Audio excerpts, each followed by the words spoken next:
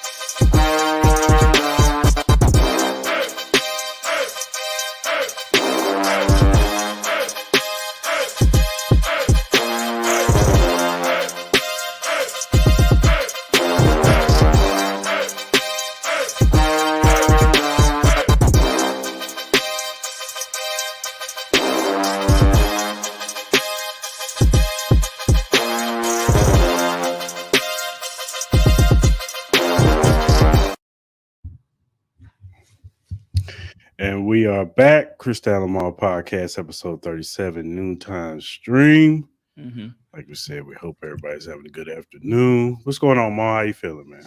I'm good, man. You know what I mean? Had a good weekend. Checked out the new Durango station that opened up. Beautiful spot. Shout out to everybody over there, man. Very beautiful spot. So I had a good time, man. Got some food, chilled. It was good, man. How you doing today? I'm all right, man. I'm alive. You know what I'm saying? So I'm uh, I'm good, brother.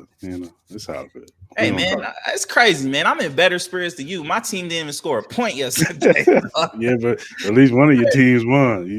See, the thing is, we're gonna get into them, but one of your teams won the tournament, and the other one, Oh so yeah, man. I so the think it's wound of that other team didn't hurt as bad for you.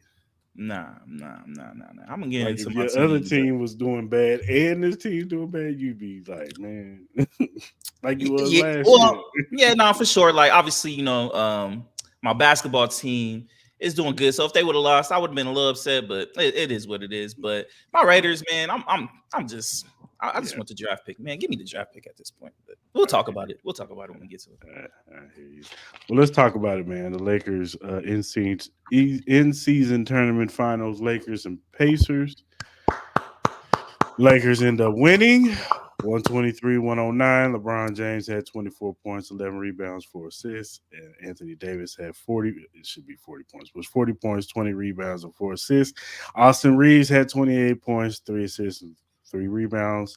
Mm-hmm. Um, from what I saw, it looked like it was bully ball, man. It looked like you guys just used your size and just enforced your will in the paint. LeBron James was going crazy in the paint. Mm-hmm. Anthony Davis was going crazy in the paint, and then Austin Reeves just did what Austin Reeves always does, just puts up points and makes plays when he needs to make the plays.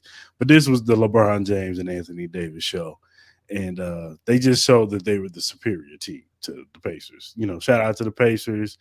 I think this one thing I'll say about this tournament that I think it will help for as far as All Star goes is it will highlight some of the guys who probably would usually get snubbed in the All Star game or whatever.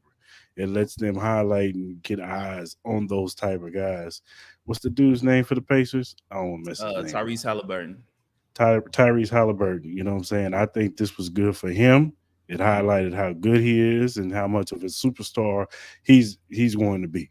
You know what I'm Yep. saying? If you just get a little bit more pieces around that guy, and that dude is going to be a superstar in this league. Mm-hmm. Um, and I think that's the good thing about this time. I know everybody's complaining about the turn. The first year of the tournament is not always going to be. It's not going to be perfect. Let's just get that out there. They take the first year and then they add stuff to it and take whatever they need to take from it, and they build the tournament from there. But I'd say about 2-3 years from now, this tournament will be way better. Whatever incentives or whatever that they got to put in this to make it better, whatever. And mind you, these guys played hard. in this tournament. It wasn't like these guys was half-assing and just playing around. These dudes played hard because they gave them an incentive, the trophy, and it was it the 500. It was 500,000 for 500 each. grand, yeah, for everybody. And I think the coaches got, I think, like 200 or 250 or something like that. So they getting money and they Mhm. getting a trophy that they're going after. Yeah, for So sure. I think the tournament was a good thing. I think it was a success. Say what you want. Oh, this was a Laker. No, it was an in season tournament to get these guys to make the regular season feel like it's important. You know what I'm saying? Yeah. And it gave me that. It gave me that these guys cared about the regular season early because Hmm. usually they don't start caring until after the All Star break. You know what I'm saying? Hmm. Now we into December. Yeah, they're probably gonna go back to regular basketball, and guys are gonna relax a little bit more into the All Star break. But still, at least you got good basketball from what October to now. Yeah. So yeah, I thought the in-season tournament was good, and like I said, but as far as this game goes, the Lakers was just too much for the Pacers, man. They were bigger. It looked like they was faster. Hmm. They was just killing them in the paint. There was Yeah. nobody in the paint that can guard LeBron. LeBron was doing whatever he wanted to do. Anthony Davis did what he wanted to do. And this version of the Lakers can win the ultimate championship. If this Lakers show up in the finals, they can give Denver some problems. So Yeah. Yeah. that's my assessment. Nah, for sure. I'm gonna start off with this. I think the in-season tournament was a tremendous success. I know a lot of people had doubt what was going to happen, like where the players really going to play hard, where the team's going to really take it serious. And you saw that, like as you said, like we've been getting great and intense basketball for the past month and a half. I love the courts. I guess some of the courts were a little bit loud, but overall, I love the styles of the courts, the jerseys, all that stuff. Just the atmosphere. I thought the atmosphere for the semifinals and championship rounds for this tournament were amazing. You could tell they took a lot of time and invested a lot of money into this tournament.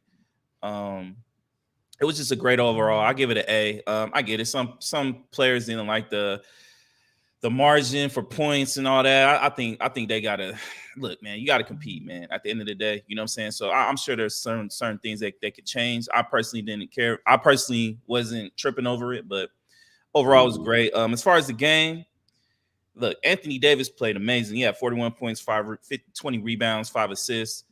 Like we're not expecting that from AD, but overall we just need some consistency.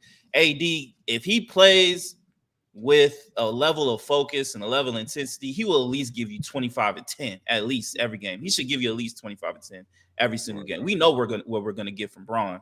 Austin Reeves, it looks like he's coming out of his little funk after playing in the FIBA tournament and stuff like that. He was out there saucing cats up, crossing them up. He looking amazing, man. I also want to give shout outs to Cam Reddish and Jared Vanderbilt. Like we literally have probably the best perimeter defense. I think even better than the Celtics, me personally. With Vando and Cam Reddish, with them when their length, like Cam Reddish, man, I'm so happy for him, man. It seems like he finally has found his niche with a team. I would still like to see his 3-point shot get a little bit better, his jump shot get a little bit better, but I'm not really too worried as long as he's fighting on the defensive end, creating turnovers. Like it's a beautiful thing. Our defense is literally, I believe, on the same level we were when we were back in 2020. You know what I mean, for the bubble championship. I think we're back on that level defensively. AD just looked amazing. LeBron going LeBron, man. This is crazy. You know what I mean? This man, I think he turns 39 pretty soon. If not already. He's killing it, man. You could kind of tell like he's playing with a lot of more inspiration. He did, obviously his son debuted yesterday for USC. So I know he talks a lot about that with his son being his inspiration for this year. So maybe that just got him to the point where he's just like, man, I'm gonna enjoy every moment. I'm gonna give 110% because I don't know when my last time is gonna be able to play this game that he loves. You know what I mean? He's put a lot of money, a lot of blood, sweat, and tears into this game. You know what I mean? I said I'm not the biggest LeBron fan, but I will shout out greatness when greatness is due. You know what I mean? He's one of the greatest players of all time. You know what I mean? There's nothing you can really say about that. Anybody who tries to dismantle this man's career is just an idiot at this point. You know what I mean? I get there's certain things that LeBron does that can frustrate fans and all that, but overall, he's one of the greatest of all times, man. There's nothing anybody can really say about that. And shouts out to the Pacers, man. Like you really saw they beat some great teams to get to this championship game, man. They beat the Bucks, they beat the Celtics. They held strong with the Lakers. There was a couple moments in there where I was like, I don't know if the Lakers gonna be able to pull it out. You know what I mean? But overall, man, I feel like they're just missing a piece or two, man, for them to be legit. Like Tyrese Halliburton is just amazing. And I know a lot of people are kind of talking about who won the trade between, Domantas Sabonis to the Kings and Tyrese Halliburton to the Pacers. I still think both teams really won. I still think it was crazy that the Kings traded Tyrese Halliburton because Tyrese Halliburton, imagine a backcourt with Tyrese Halliburton and Darian Fox right now. And I get like it kind of takes away from both of them because both of them kind of need the ball in their hands in a sense, but that shit would have been crazy. So overall, man, if the Lakers, as you said, if the Lakers can just continuously play like this, with the level of focus, I think we have a great chance to win the NBA championship this year. I don't think we'll see too much of a drop off from competitive play because we do have the Christmas Day games, and I believe the players really do put on a show for Christmas Day because it is a spotlight to that. I get the NFL is going to have their games and stuff like that, but I still think the NBA owns Christmas. I could put a whole debate where I think the product that the NBA is putting on the court is way better than what the NFL is doing right now. Me personally, I think it's just more appeasing to the eyes. It's more competitive. There's more talent across the board, So it was some of the games were pretty bad, and I'm sure we're gonna get to that soon. So I think the NBA is winning right now, man. I think it's sky high right now. I think the high of the NBA is never been like this in this time of the year. So I'm excited. I'm excited to see where it goes from here for the rest of the year, man. We still got a long way to go till we get to the playoffs. So, but man, overall, man, shouts out to everybody, who participated. Shouts out to my Lakers being the first ones to win the inaugural in-season tournament. And all you haters talking about like it's another bullshit championship, man. Excuse my language, but fuck y'all. If your team would have won that shit, y'all motherfuckers would be hyped too, man. So I don't give a fuck. Fuck y'all. We champs, and then we're gonna start focusing on the big things. So shouts out to everybody. Shout out to my Lakers, man. Yeah, right on, man. They played good, man. All right, man. Let's get into the NFL Week 14 recap, man. Some interesting games that happened. You want to start off with Thursday again? Do we have to? Let's just say this: show your team is ass. Get your team out of here, bro. Now Wednesday, fire and brimstone show. That's all I got to say. Yeah. All right, let me ask you this. Do you think it's over for? Do you think Mike Tomlin should get fired? Do you think it's about time they switch up the regime with the Steelers? I get the Steelers don't do this, but you kind of starting to see it. Like, I think Mike Tomlin's still a great coach. I still think Mike Tomlin's a great coach, but it comes a point in time where it's just like it might be time for a change of scenery, man. You know what I mean? Do you think? And I don't think this, but I've seen this. Do you think that Mike Tomlin is the Black Jeff Fisher? The Black Jeff Fisher. Wow. No, he's not. I don't think so. I don't think so, man. Mike Tomlin has a Super Bowl under him, you know what I mean? Nah, I don't think so. I just think it's a point in time where I would like to see Mike Tomlin just get a change of scenery, man. You know what I mean? I think he'll get another job easily. I would take him as a Raiders coach. I would love to have him as a Raiders coach. No disrespect to AP, but I kind of see the writing on the wall with that, but we'll get to that.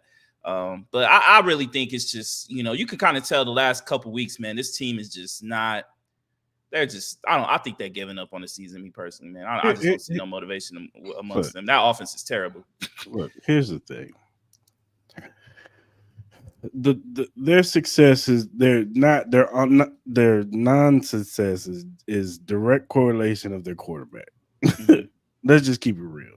Yeah. If they had a solid quarterback, they had to be great, but he was solid. He could make plays when he needed to make plays, and he was, a viable quarterback that can possibly win them some games. Like if they had Gardner Minshew, I think this team would be a lot better, Yeah, for sure. especially on offense. Yeah, even And Flacco. yeah, Look, yeah. Flacco's a See how confident Flacco. quarterback, Well, dog. I No want matter to how talk you about feel about him. I want to talk about this Flacco situation in a minute Hmm. because Cleveland might be stupid right now. Yeah. Anyway, um, so yeah, I just think it's a direct correlation of their quarterback just not good, and so it's gonna affect Tomlin. It's gonna look bad on Tomlin. You know what I'm Hmm. saying? In this league, you gotta have good quarterbacks. You ain't gotta have great ones, but you gotta have at least a good one to at least get you into the playoffs. Now, some quarterbacks need more around them to be Hmm. successful, whereas in others are just so great to elevate the talent around them. But 9 times out of 10, most of the quarterbacks in this league, that are pretty good. As long as you got some talent around them and a decent offensive line, you're gonna win games. But the Steelers have talent. They're not depleted of talent at all. Like I you know got you got that's what I'm receivers. saying. Their Yeah, quarterback is not good. it's Neither one trash. of them. But None of I them. think overall the offense is just terrible. I think the Yeah. scheming is terrible. I still don't understand why. Look, I'm not trying to beat a dead horse, but why are you still starting Najee Harris? You know what I mean? Why is there not movement among the offense? Like it's just the same basic shit every time. Like you know what I mean? I don't see no motion. I don't see a lot of motion amongst that offense. Um, and then it's just I don't know if it's just embedded in the Steelers, but they get talented receivers who pout and like do the most shit that's it's annoying in a sense. And it's Mhm. like I get it. You're not receiving the ball when you think it is. I get the frustration from Pickens. I understand the frustration from Deontay Johnson. But some of the shit that they do, it's just kind of like you belittling your team in a sense. You know what I mean? Mhm. Sometimes it looks like you're even quitting on your team. And that can take that can resonate amongst the offense. You know what I mean? You kind of just see it like they're just kind of over it. You know what I mean? Mhm. I think they took no matter what OC they put in right now. I just think the offensive scheme is just terrible. I really do. It's hard to change a whole offensive scheme in the middle of a season. You got to keep Mhm. some shit. It's just impossible. You just can't do it. You can dumb it down. You know what I mean? You might be able to add a couple plays here and there, in practice, but you can't change the whole playbook. It's just not going to happen. You know what I mean? And I think that has to come down to Mike Tomlin. You know what I mean? Like he had these same problems last year, Yeah. and he could have had the opportunity this offseason to maybe try to steal a Ben Johnson. I know it might have been hard, or try to get Eric Bieniemy. You had to Mhm. Eric Bieniemy was out there. You know what I mean? You had the chance to upgrade your OC, but you chose to stick with Matt Canada. And I get it, man. You got to stick with your people. But at the same time, this is a business. This is a business of winning. And you sometimes you got to make the hardest decisions. And Mike Tomlin did not do that. You know what I mean? Even with the quarterback situation, I get it. Kenny Pickett last year, he wasn't really good. And I get it. He flashed in the preseason, so everybody was like, "Oh, maybe it might just click for Kenny Pickett and all this type of stuff." But in reality, he was just playing some basic ass defenses in the preseason. It's preseason, you know what I mean? So I don't like I. This team is just it sucks because you're wasting years of talent. You're wasting TJ Watt. You're wasting another year with TJ Watt. It was kind of curious to see, you know what I mean? You could tell he had a concussion, but then they allowed him to get back in the game, which was kind of weird, you know what I mean? So they're just wasting a lot of talent on this team. They're wasting another year. They need to figure it out. Obviously, I think it's time for them the Kenny Pickett, it's not working. It's not working. They need to go in a different direction. Yeah. And on the Patriots side, Juju played out of his mind because he was playing the Steelers. So let's just call it what it is. He saw Yeah. his own team and he went out there and played his best game all season. So the same thing with Ezekiel Elliott. Ezekiel Elliott had the game of his life. Zappy Uh, too. Zappy 243 TDs. yeah, You know what I him mean? It's too. just It was lightning in just the one. bottle, man. Yeah, one of them games. So so. But overall, it was a terrible game. Yeah. The Jets, man, Zach Wilson. Now, a lot of injuries was in this game. Mm-hmm. Nico Collins went down. CJ Stroud went down. Um, but Zach Wilson played the game of his life. This was the best game he's ever played all season. Man Probably had his career. 301 yards, 2 touchdowns. Garrett Wilson had 100 yards, and he had no touchdown, but he had 100 yards. Mm-hmm. Brees Hall had 86 on the ground, 40 on the ground. 86 in the air, 40 on the ground, Mm-hmm. and of course the defense just did what they always do Mm-hmm. is play elite. You know what I'm Yeah. saying? They keep them in the game until teams they just get tired and teams just take advantage of that. But Mm-hmm. for the most part, man, this was the best game the Jets looked. Now, Jets fans, don't go off the deep end. Don't think that this is the norm. Don't think this is the norm. Still ain't making This the playoffs. Yeah, not making the playoffs at all. But hey, the Jets showed up. But like I said, the Texans had some injuries. CJ Stroud, I think he had a concussion. Mm-hmm. Uh, Nico Collins got hurt. I forgot what happened to him, but he ended up getting hurt. And yeah, the It, rest is history.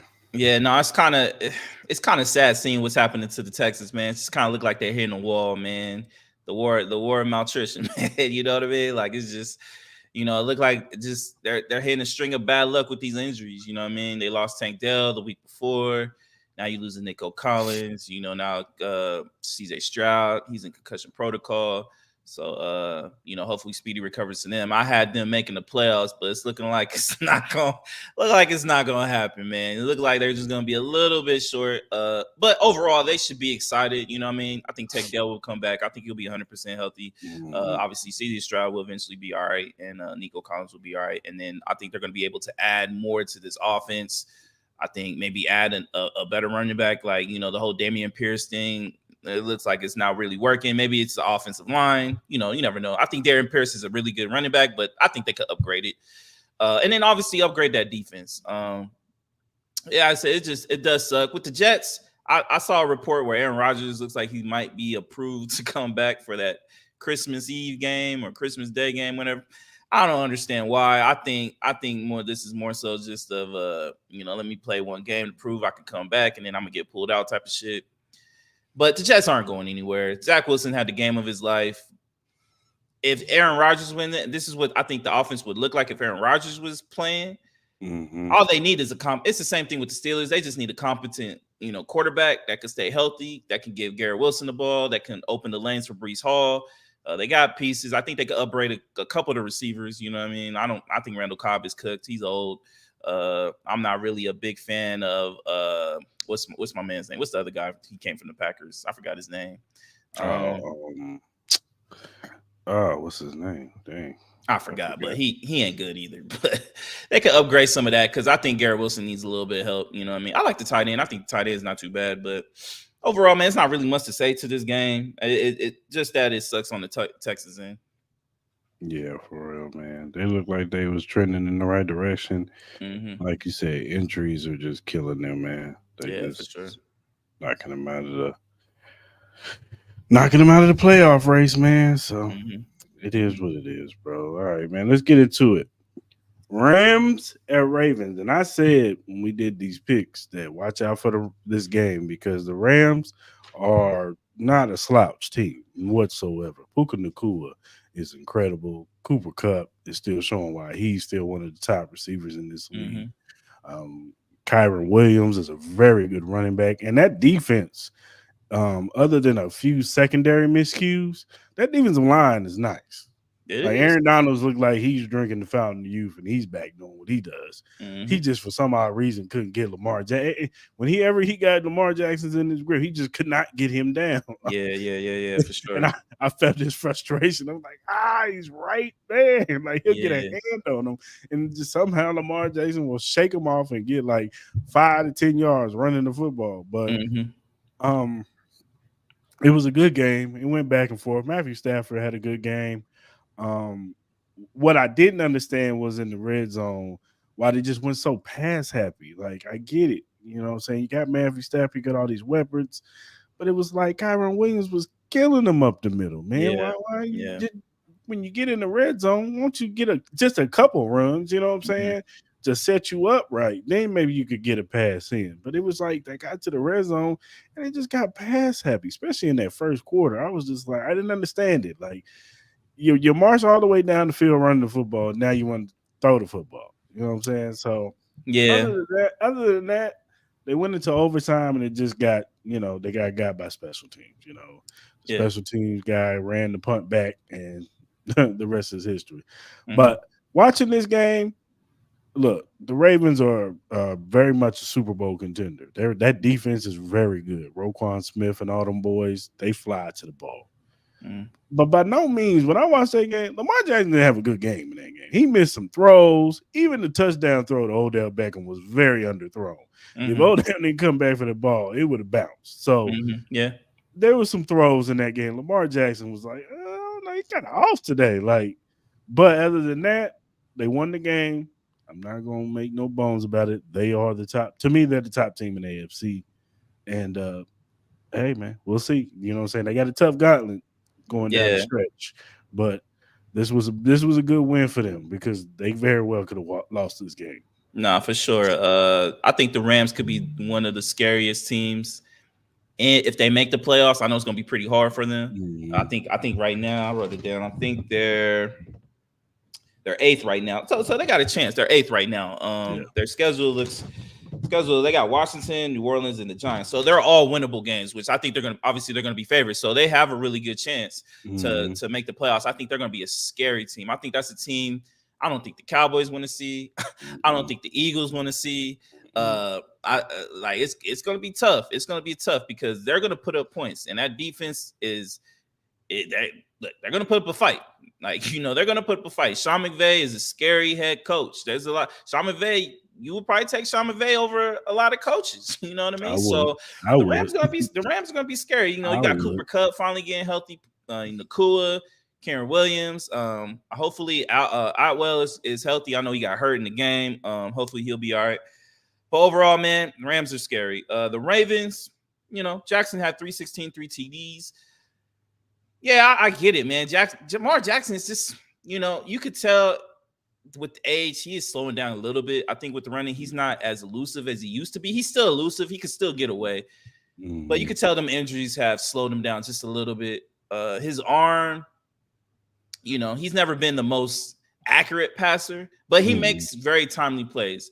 He Like does the big thing with Lamar Jackson is we got to see him perform in the in the playoffs. playoffs. Mhm.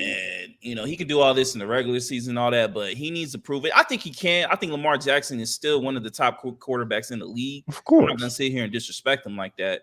Of And I course. think they are overall the best team as far as like their defense and offensive skill play. But it's kind Miami's of hard. offense. Miami's offense is like better than theirs, but they're It not is the better overall team. not the overall team. I think I don't. I would personally still have the Dolphins as the best team because I think their defense is coming on strong. I would have them as my favorites, even though I think the AFC West is just up for grabs. I really don't know. I really don't know. You know what I mean? They've been played, the AFC has been plagued with a lot of quarterback injuries. So, it was good to see Trevor Lawrence get back in the game and all that. But man, overall, man, this is probably the better games yesterday, obviously. Yeah, it was. It was. Uh, then you got the Panthers and the Saints. There ain't much to say about that game. Saints, Uh, Derek Carr is terrible. yeah, Derek Carr is they terrible. they just played a bad team. Whatever. Bengals beat the Colts. I think Jake Browning got hurt. He had to go out. I don't know how long he's out for, but they end up winning the game and they're still looking strong, offensively. So Do you they think they have they have a let me chance ask to you, backdoor into the playoffs. do you think Jake Browning can win a playoff game? Do you think he can scare any of these top AFC teams? I don't think he scares anybody, but what I will say about him is if you sleep on him, you can get gashed now. He Hmm. looks like he's got command of the offense now. Like I think Hmm. that first game he was just thrown to the fire. He wasn't ready. Hmm. But now since he's calmed down, since that Jacksonville game, it looks like he's settled in, calmed down, and he has the full, trust of Zach Taylor, from Jamar Chase, T. Higgins, all them boys. And the offense is rolling. Like I Yeah. give it to him. The offense is rolling. Like Hmm. even if they don't make the playoffs, they can play Grim Reaper to some of these teams that are trying to make the playoffs. You know what I'm saying? So I wouldn't sleep on the Bengals. You know what I'm saying? They got too many weapons over there. And that defense is not great. It's not as good as it was last year, but it's still a good defense that they make plays. You know what I'm saying? When they need to make plays. So I don't know. The Bengals look like they're gonna be that they could be a sneaky 7 seed that can knock somebody off. No, for sure. Especially how the AFC is. Like, there's really not a true dominant team. I would not be surprised if the Bengals, pulled off some like, Joe Flacco Ravens type where they just somehow sneak it to like the AFC Championship game, man. Especially like if Jake Browning continues to play like this, he's played some really good quarterback play. You know what I mean? Oh, He's getting, Jamar Chase the ball. Mixon has looked really good, you know what I mean? So obviously you still have T. Higgins and all that. So, and that defense has played really inspired football, man. So hey, you never know. You never know. They can definitely upset a couple teams for sure. No, for real. Then you got the Buccaneers and the Falcons. This actually was a pretty good back and forth. This was Desmond Ritter's probably his best game. Yeah. Drake London had 100 yards. Kyle Pitts got into the end zone, had a good game. Like, Yeah. he had a good game, but at the end, Baker Mayfield made the game winning touchdown. And hey, the Buccaneers, they can possibly sneak into the playoffs too. It's they sad. definitely could win. They possibly can win this division. It's so sad that one of these teams is going to be ahead of either the Eagles or the Cowboys as the 4th seed. It's crazy, man. It's crazy. But if you're one of those teams, like, would you want to be in that spot? Like, you know what I mean? Like, obviously, if you don't get the number 1, you're going to be playing the first weekend of the playoffs. So why not have the easier route? You know what I mean? Honestly. I mean, hey, if I'm the Cowboys, I want to play the Buccaneers, or the Falcons, or the I'm the Saints. Eagles. If I'm the Eagles, yeah, exactly. I want to play anyone from the South. Give them to me. Heck yeah. See in the visual round, player. Facts. Then you had the Browns and the Jags. Hey, shout out to Trevor Lawrence. You know what I'm saying? He toughed it out. He tried to play. You could tell that ankle was still messing with him a little bit. But they almost rallied and came back. But Joe Flacco been balling these past 2 weeks, man, and he's got this offense roaring. Yeah, they make it to the playoffs with that defense too. Yeah, Joe Flacco looks better than Deshaun Watson. A whole lot better than Deshaun Watson. Deshaun Watson could, but right now better than Deshaun Watson. Yeah, for real. Now here's the crazy part, right? So they named Joe Flacco the starter for the rest of the season. But because they haven't offered him a contract, and I don't know if they have offered him one yet, he had to go back to the practice squad. Okay. Do you know that the team can claim him? Yeah, that's wild. Like the Vikings could. The Vikings could. So let me ask you, out of all the teams, who should try to play spoil for that? Who should sneak him? Now, mind you, they would have to go to the agent and be like, "Hey, we want to claim." Yeah. Obviously, I think Joe Flacco came out and was like he wants to stick with the Browns. Yeah, because he's got rapport with the team and all that stuff. But I'm just saying that would be nuts. That would be hilarious. They're going to get the contract done. They'll probably figure something out here soon. He's their best option right now. Yeah, for real. But that would be nuts. That would be crazy. Imagine if the Steelers just like, yo, come this way, dog. Yeah, come this way. You know what I mean? That would be crazy. That would be crazy. You know what I mean? Oh, you got to play the Browns too. Nah, that is facts. funny. Nah, that would be hilarious. That GM should be fired if that happens. Right then and there. Nah, I think he would for sure. The Lions, man, they not been looking good these past 3-4 weeks, bruh. I don't know if they hit a wall, whatever, but the Bears end up capitalizing and winning this game because a couple weeks ago they probably should have won that game. Yeah, and the Lions have not been looking good, man. It's that pass rush, man. They don't get no pass rush against the quarterback. You know what I mean? They can't do it. Aiden Hutchinson is the only one that can generate any kind of pass rush. Besides that, they can't get anything. You know, at this point, you got to take the Lions off true contenders, man. You really got to. They look like any Eagles, Cowboys. They'll be ready for that. That might be blowout city. You know what I mean? But forget the Lions. I'm not really worried about the Lions. My question to you is: do you think the Bears should just stick with Justin Fields and trade that number one pick? Or do you think they should just go ahead, try to draft Caleb Williams? Because he's making it tough. Like Justin He Fields did is. this last year, man. He had a strong end of the year. You know what I mean? I He don't is. know if he's just, it makes it, I don't know if it's the Justin Fields thing. I don't know, for him, maybe it takes him a little bit to get comfortable. I don't know what Yeah, it is, but maybe he did the same thing last year where he did. he looked like MVP, what I Hmm. mean, Hmm. style, you know what I mean? So what do you think the Bears should do right now? You know what I mean? Should they go for it? They have a chance to make the playoffs. They have the chance, they have a chance to make the playoffs. It's a long shot, but Here's my thing, man. Like, is Ryan Pauls, the GM, gonna just do away with this coaching staff? If you're gonna do away with this coaching staff, you might as well start all the way over. okay. You know what I'm saying? If you're giving Everfluss, whatever his name is, another shot at it, and you just saying, hey, we're just gonna add some more pieces to it, then keep Fields, because he knows the system, he Mm-hmm. knows what's going on. Maybe you add some players around him. Heck, I didn't even know DJ Moore had over 1,000 yards this year. So Shit, one game he almost had 300. that's true. That's true. But I'm just saying, um, if they keep in the same coaching staff, then keep Fields and just get another receiver, go around and get some offensive line help, maybe add some to that defensive line with Sweat, and go from there.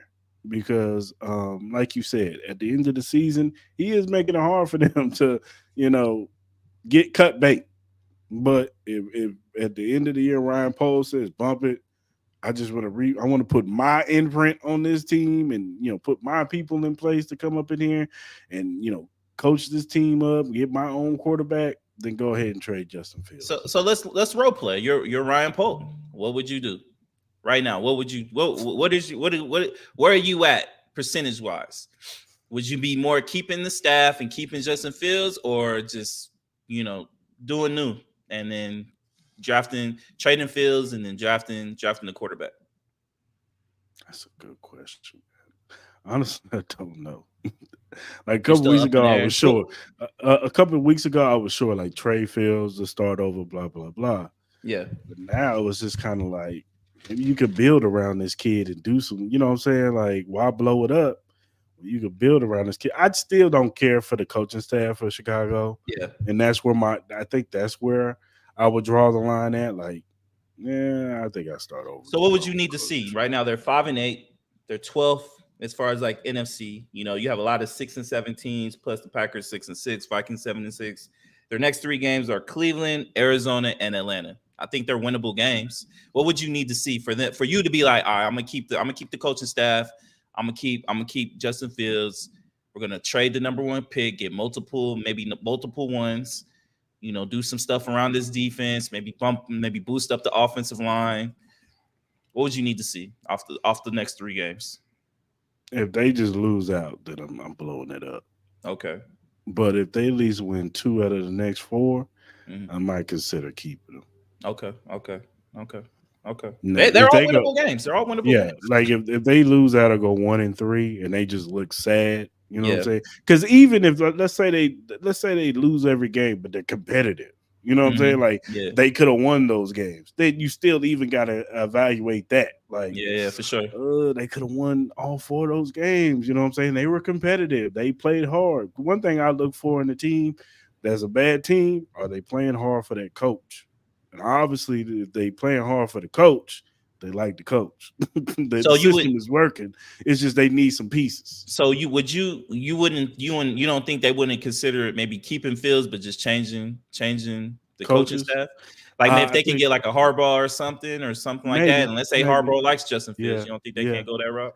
If it's Especially an especially if Justin Fields is not the proven cause to be the reason why they lose. Like he looks yeah, like he should be the reason why they should be yeah, if they can get a experienced head coach winning. in there, I don't think they should get a young guy. Yeah. I think they should get an experienced head coach in there. That's what Chicago needs. They need a coach that they can believe in. And if they get Okay. somebody with a resume, Hmm. a track record that they've won in this league recently, not Hmm. somebody from the past that was a head coach 10 years ago and now he wants to come back. No, like Yeah. somebody Yeah. who's recently who's had success in this league, you can bring him back, and you trust that he can get the best out of Justin Fields, then yeah, I would keep Justin Fields. if we For do sure. that. For sure. But I don't want to. I wouldn't pair him with another young coach. I Okay. wouldn't. You wouldn't do like a Ben Johnson or something like that. No, I don't want. I don't want to do that. Even though I like Ben Johnson, nah. Let if we're gonna bring Ben Johnson over, let's just get a quarterback that he can build. On his own. You know what I'm What saying? about Dan Quinn? You think Dan Quinn would be a good fit for the Bears? I didn't like Dan Quinn as a head coach. No, I'm not. I'm not a. And then plus, if you're getting rid of one defensive minded coach, I'm not bringing in another one. I feel you. You would want more of an offensive minded I want coach. an offensive mind. You know what Okay. I'm saying? I Okay. want somebody who can bring some offense to this. I mean, in this NFL, unless that defensive minded coach is bringing an offensive coordinator that's a superstar Mhm. that can call plays and scheme it up. I wouldn't look for a defensive coordinator to hire. I'm looking for the best offensive mind. So I know it's kind of crazy. We've been on this Bears topic for a while, but I got one more question for you. Who do you think has the highest trade value? That number one pick or Justin Fields right now? I think it's on the same. I think it's on par as the Some same. part. Like, if you're the Falcons, even though Desmond really had a good game, whatever, I think he's done after the end of the season. Hmm. If you're the Falcons and you want to inject some type of excitement into this offense with Justin Fields, if I'm Chicago, you giving me at least maybe 3 1s, man. Yeah, yeah, right, right, yeah, You really want him? You give me yeah. at least 3 1s, brother. Nah, Because I this hear is you. your future. Yeah. You know what I'm saying? And this is our future. You know what I'm saying? And if I'm trading away the number one overall pick, it's going to be the same, practically the same price. Hmm. You know what I'm saying? Whoever wants to move up and get Caleb Williams, you know what I'm saying? You're going to have to give me a king's ransom Yeah, yeah. to No, it's true. pass on this kid. You know what I'm saying? Okay. I was So just curious your thoughts. I think it'll be the same price, relative to the same price. You know what I'm For saying? sure. So yeah. Then you got the Seahawks and 49ers. This game was actually closer, and this is what I was talking about with you last time. When they played the Eagles, it kind of, brought their energy, blew their load, came in there and was like, hey, we come here to beat the Eagles and embarrass the Eagles. So they started off a little slow Hmm. in the beginning of this game. This game was close. Yeah. Drake Lock got the start. And even when I heard Drake Lock, I was like, dang, maybe they blow him out. Now, eventually they did blow him out, Hmm. but it was competitive for at least 3 quarters. Yeah, it's in division rival. Like I kind of Yeah. expect that overall. Like you could just tell the 49ers are just a better team.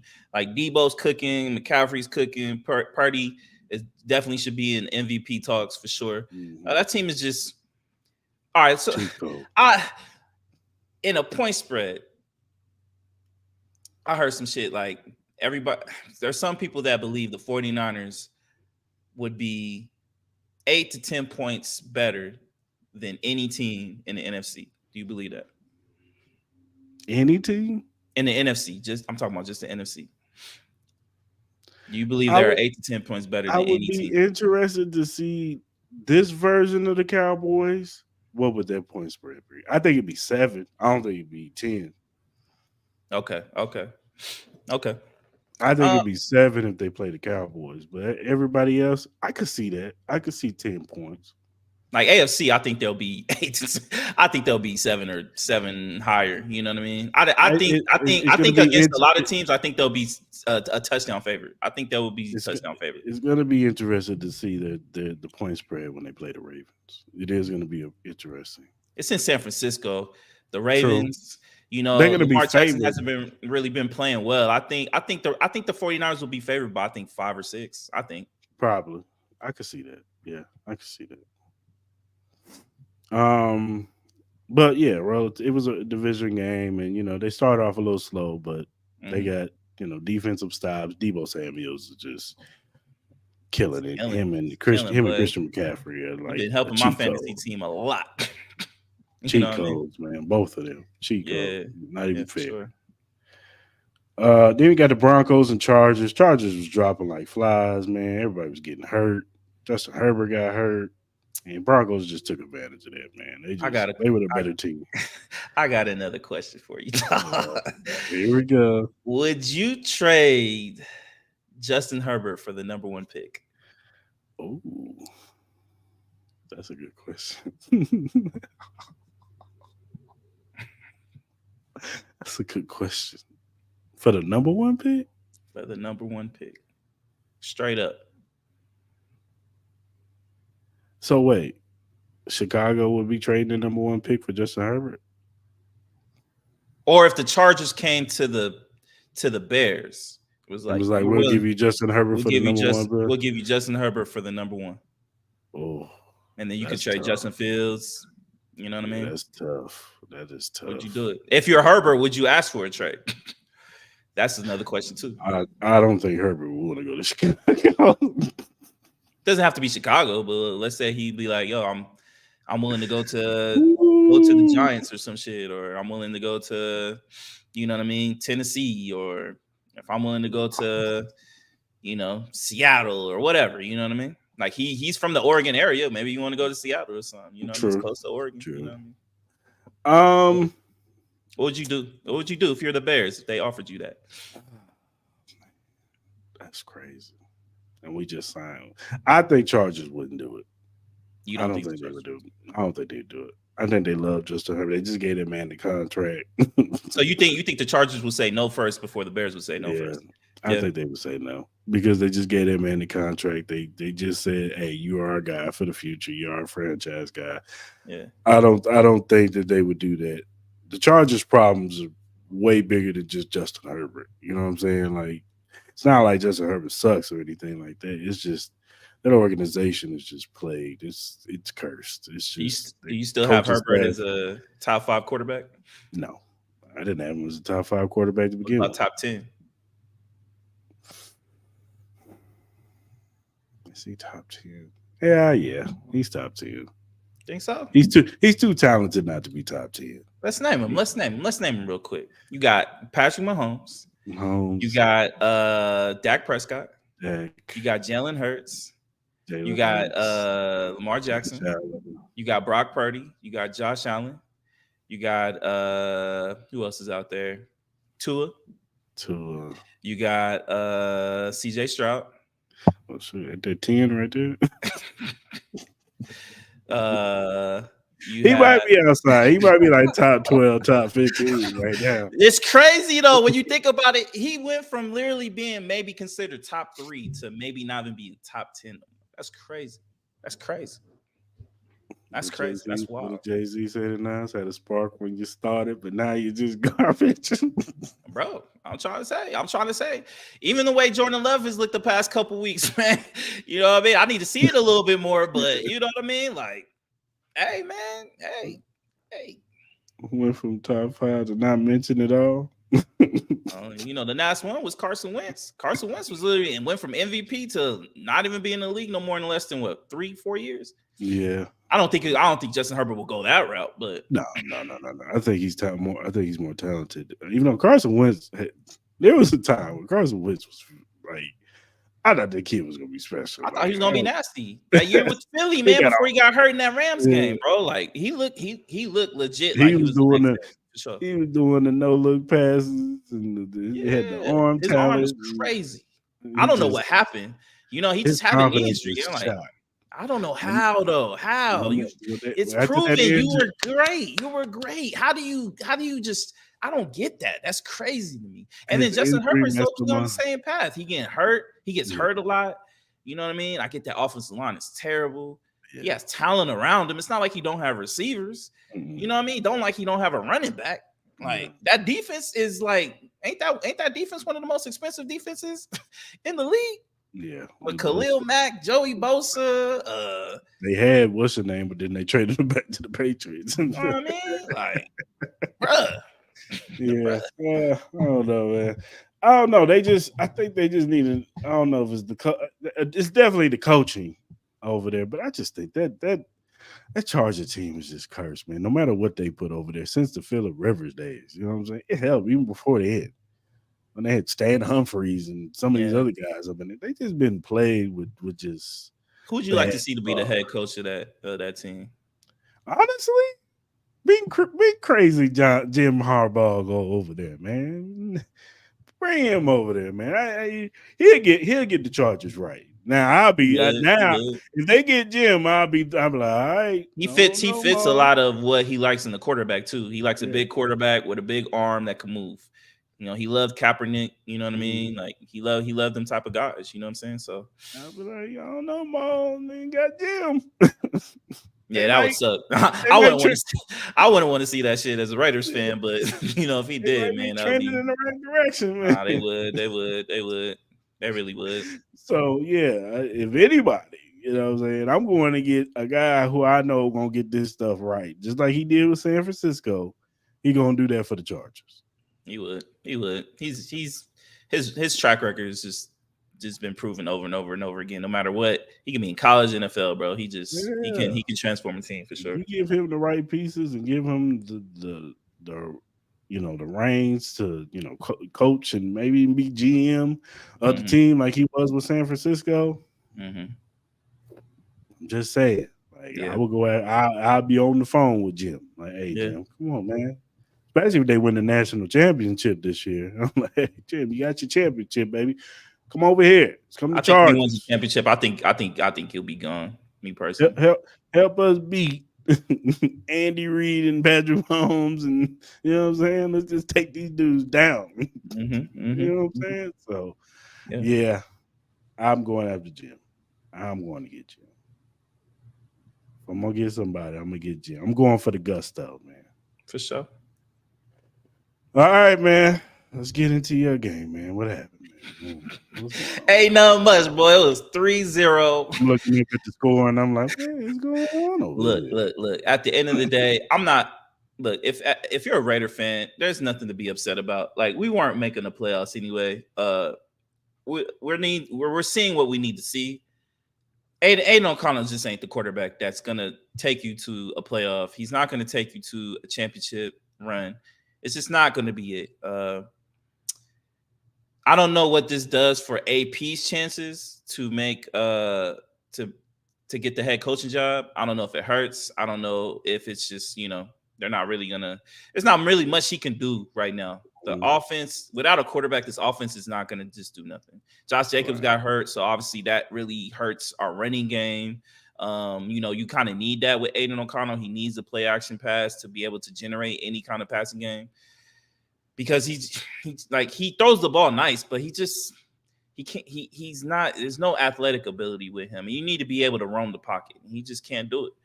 Our defense has played really well. It kind of sucks that we finally have a decent defense. Max Crosby's hurt. I just want him to sit out for the rest of the year. I don't want him to jeopardize him being out for training camp next year or OTAs or anything like that. Let's just save him. I think it's to the point where we need to really start paying attention to the draft. Like we are 8th right now, I think, as far as like picks. I said I'm not really gonna be mad if we lose the rest of the year and just get our draft pick status even better because we need that more. I saw Tyree Wilson. I think they moved him to the defensive tackle. He looked decent. I think that's where he needs to be. He's not a defensive end type of player. I just don't think he has a move set that you need to be. He's not quick. Like he has power, but he doesn't have. He just can't move. So I think the defensive tackle is more suits his style. But overall, man, and you got people complaining about, obviously, there's a lot of Minnesota fans in Vegas. Like, look, no one's going to support this team. Like, the tickets are too damn expensive for people to watch a team that we know is going to lose.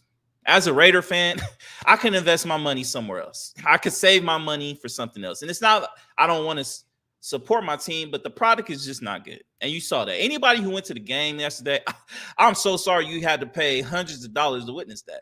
Our friend Rodney went there to go watch a 3-0 game, boy, and paid $500 to watch a 3-0 game. You paid $500. He ain't to tripping. watch They a won. He ain't tripping. At the same time, you want at least a good, exciting game. That shit was trash. Look, I barely even watched the game. Look, it was 0-0 fourth quarter, dog. 0-0. Yeah, I saw that. I I don't was think like, that's been done since like like AFL days, dog. You know what I Yeah, mean? So I was like, what's there's going not really on? much to say about this game, but it still helps the chances of the Vikings making the playoffs. It did suck to see Justin Jefferson get hurt already because Joshua Dobbs literally laid a duck for him to get literally killed in the middle of the field. So that's honestly all I got to say about that game, man. It is what it is. Yeah. Now my Chiefs. Them damn Chiefs. Um Once again, we started off slow. First drive, Mahomes throws a pick. Look straight at CEH and just threw it right to Espinoza, whatever his name is. Threw it right to his hands. Mm-hmm. Um, James Cook was killing us in the first quarter. It's a little bit in the second quarter too. He was doing whatever he wanted. Mm-hmm. But then finally his defense settled down. Offense started getting some things rolling going into the half. Um, then Buffalo comes out of the half. They kind of march down the field. I think they only got a field goal. The defense was playing good in the second half. They was giving Josh Allen hell.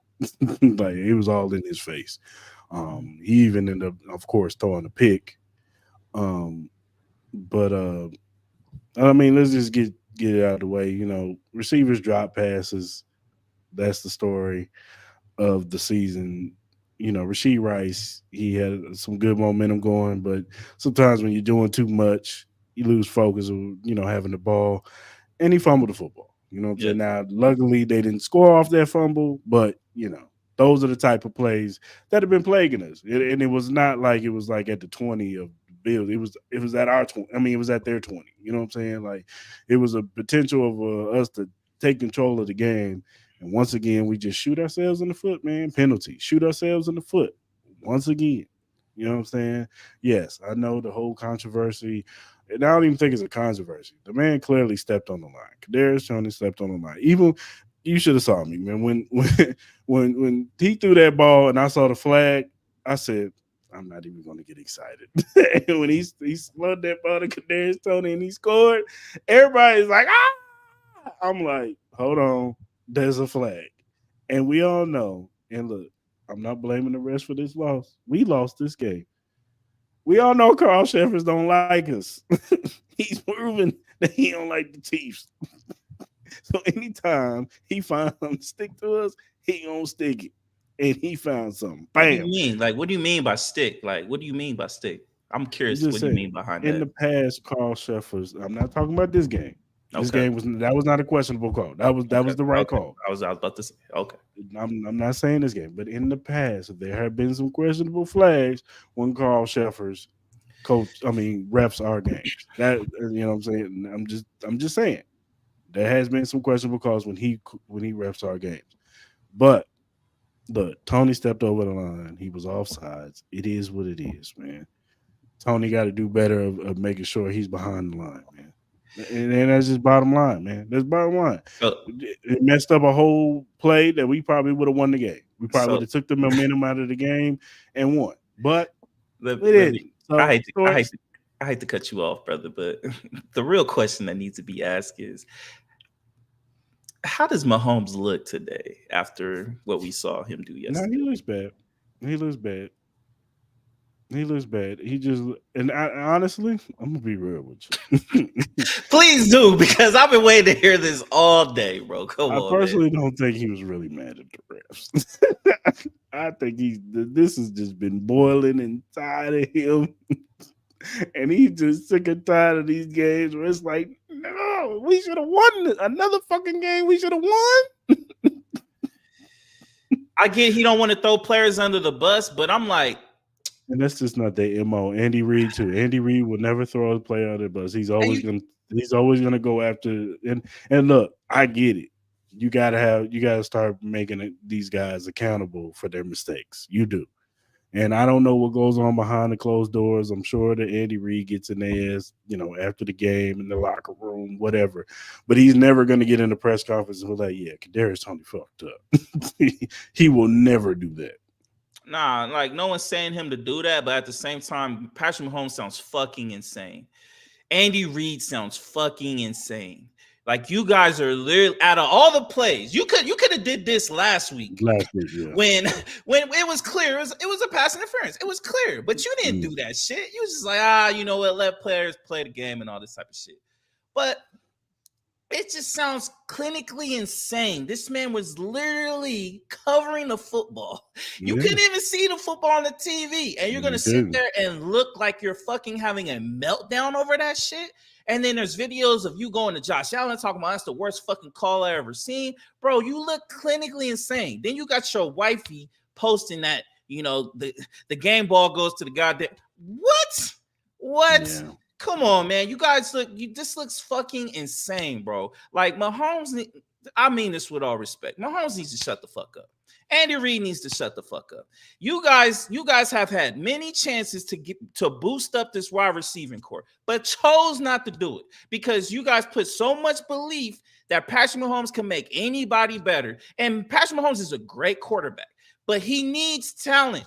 He needs talent, bro. You were able to escape that in the playoffs last year. You know what I mean? You weren't saying this shit when you had a questionable call with the Eagles that helped you win the Super Bowl. It was a questionable call, and you guys got the call, but you didn't say nothing about, let the players play. You didn't say that shit. You sound fucking stupid. Like, you make people not want to like your team. This is another example.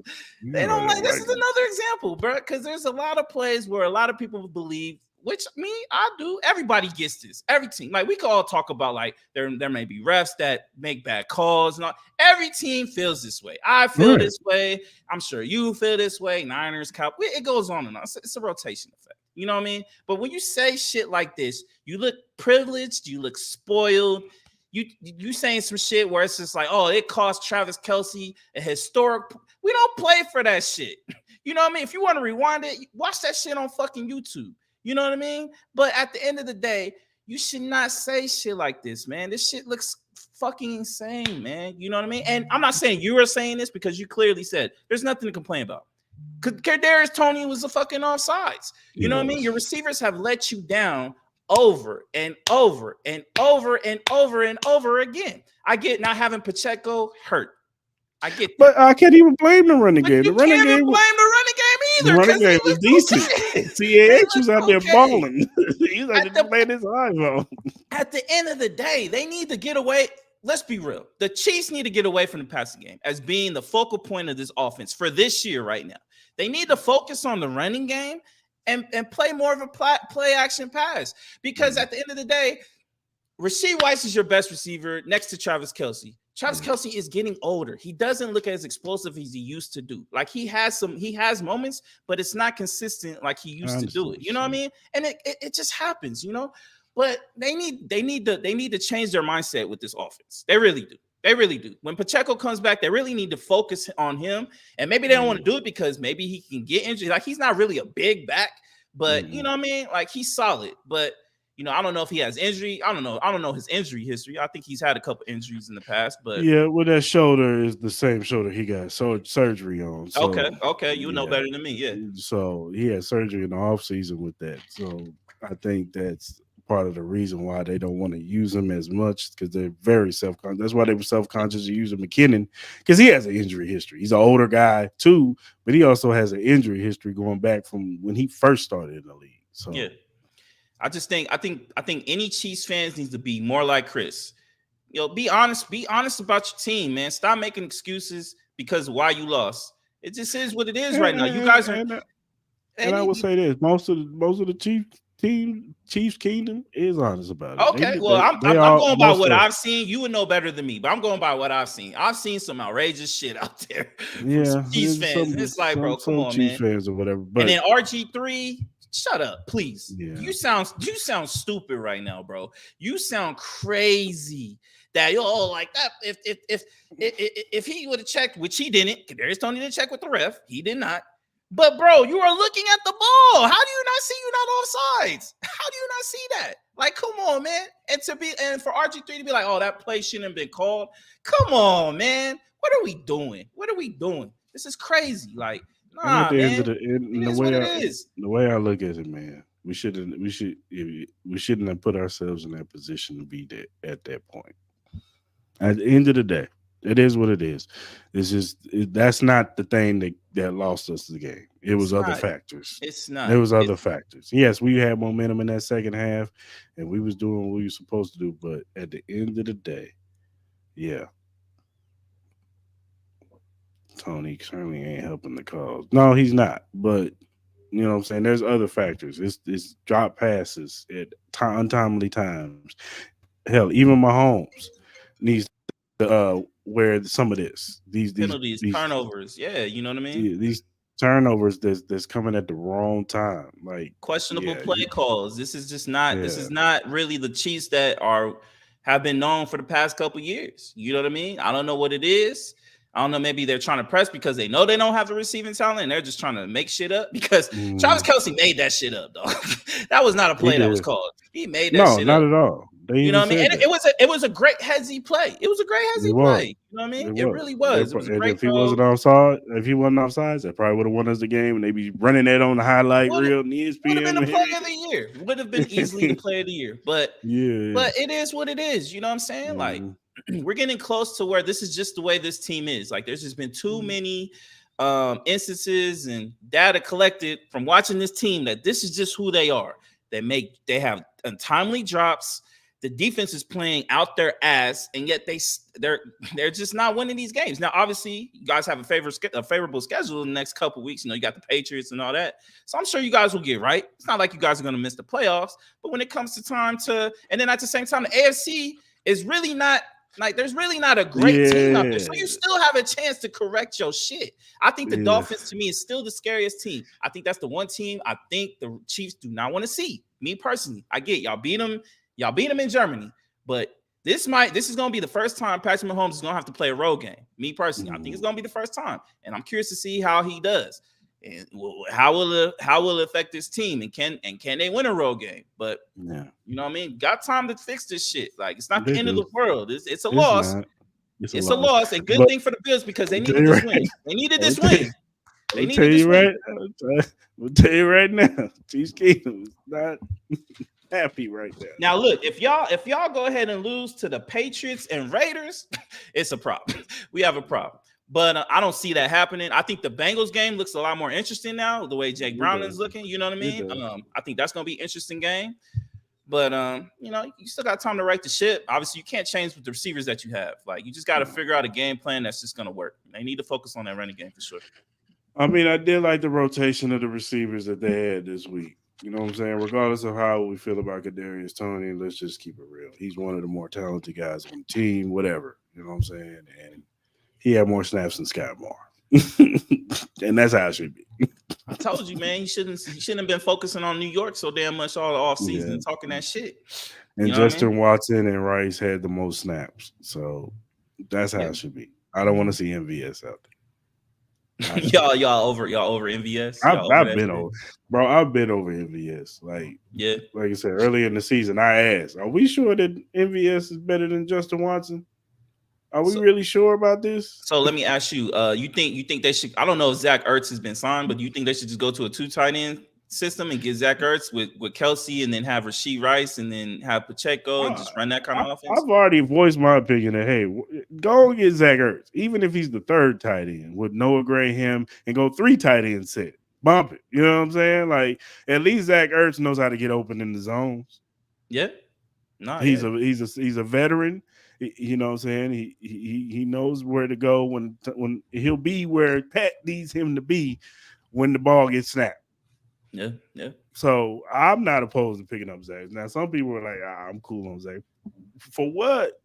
You need to upgrade that. You need to upgrade the receiving core position, and the tight Get end is rid of part of the receiving core position. I get think rid that of would be. Blake Bell. I think that's what they need to do. Try to get Zach Ertz, have Kelsey out there, run a 2 tight end set, have Rasheed Rice out there, try to get Sky more and more on like or even McKinnon more on like kind of like, motion type of offenses, stuff like that. Have him do, reverses, sweeps, whatever the case may be. You need McKinnon to be in wide open spaces. I think that's what you need. And then you have Pacheco in the backfield. I think that could work. I think it could work. I think it could Because you work guys for can it. run the ball. You guys You clearly showed can. you guys can run the ball against Yeah. competent teams too. It's not like you guys are Mm-hmm. running against, running up and down against the Colts or the Patriots or these bum ass defenses and shit. Like you guys were doing it against the Eagles. You guys Yeah. were doing it against the Dolphins. You guys were doing it against competent teams. You know what I mean? So, Right. I think Andy Reid needs to swallow his pride with this whole Mm-hmm. creative bullshit and just get down Mm-hmm. back to the basics of just, let's run the ball, let's control the clock, let's take our shots when we have the chances, and let's do that. You know what I mean? It Yeah, I needs to be agree. more of a dink and dunk offense, like kind of like the way Tom Brady did, that one year. Mm-hmm. You know what I mean? Yeah, I agree. Um, let's talk about the Eagles and Cowboys. This game Mhm. was a really competitive. And it kind of went how I thought it was going to go. Yeah, I just think the Eagles are just kind of they kind of grasping straws right now. They kind of look like they're tired. They just look like, and I think this loss was a little bit more embarrassing than last week's because last week's was kind of like 49ers are just that damn good, whereas this loss was just like they just looked like they were defeated by the snap. I just don't think they have their legs, man. They've been No. going through a fucking gauntlet, bro. This Hmm. the schedule that the Eagles have had has been crazy. You could tell. I think Jalen Hurts is hurt. I think he's hurt. I think you could just tell. I think they're just burnt out.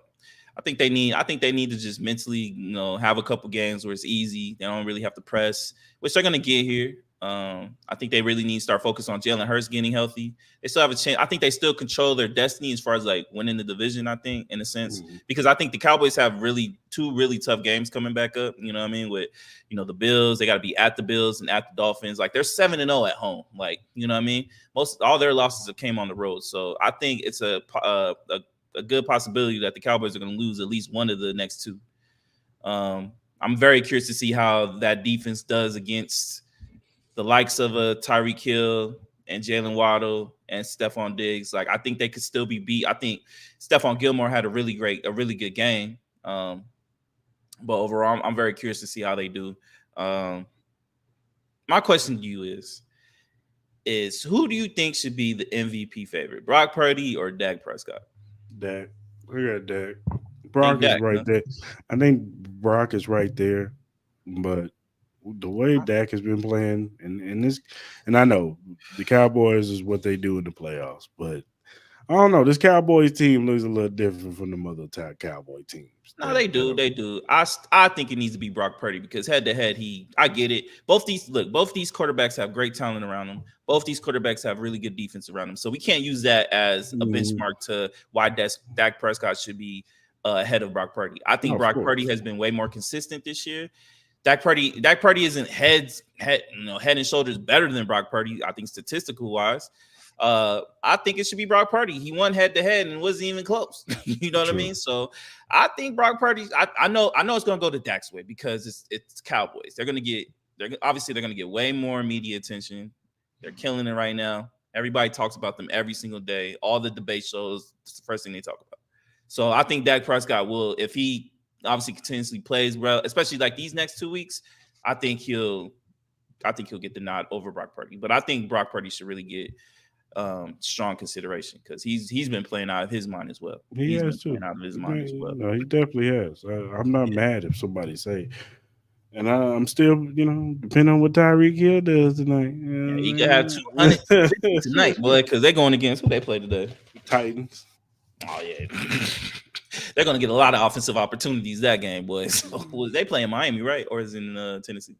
No, it's in Miami. Yeah, It's yeah, in yeah, yeah, Miami. yeah. That might be a track meet, but that might be a Both track of meet. these games is gonna be blowouts. It should be blowouts.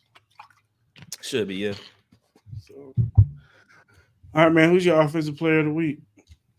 So my offensive player of the week, I'm gonna go with Debo, man. Debo had another great week, man. 7 receptions, 149 yards, 1 TD. I'm gonna go with Debo. All right, I'm mad at that. I'm gonna go with Dak Prescott. I think Dak had a really good game. 271, two touchdowns. You know what I'm saying? And Okay. did his thing, man. So Yeah. yeah, I'm gonna give it Dak. Who's your defensive player of the week? I think it has to go to Micah Parsons, man. He literally jumped out of your screen yesterday, man. He was everywhere. He was a very big disruptor, which he usually is. So I think it should be easy this week. I think it should be Michael Parsons. No, I agree with you. I'm going with Michael Parsons too, dude. Just he was a beast last night, and he continues to be a beast. That kid is incredible. So yeah, Yeah. Michael Parsons definitely. All right, man. Let's switch to boxing. Yeah. Devin Haney versus Regis Progress. Now we did our predictions last week, and I told you that that he was going to pretty much use that jab, be more quicker than him because Regis is flat footed, and pretty much this fight went how I thought it was going to go because I just think Regis was just too slow, and it just showed. He had no answers for him. Devin Haney was punching that man every angle, every way. He was just too quick for him. He got a knockdown within the third round. And from all that point on, it was just bad. It was just bad. Regis just didn't. He looked like he was just not in the same class as Devin Haney, and he ended up winning by decision by a large margin, as he should. And I don't know. I don't know where Devin. I don't know where Regis Progress goes from here. I mean, he's an older fighter. Um, I don't know if he tries to sneak in and try to fight Rolly himself. Mm-hmm. Or he just has to build his stuff back up. I think he's too small to go to 147. I don't think because everybody points to like a Sean Porter, but Sean Porter was an athlete. Sean Porter was fast, and he get it. He made you work. Yeah. He get in Yeah. your stuff.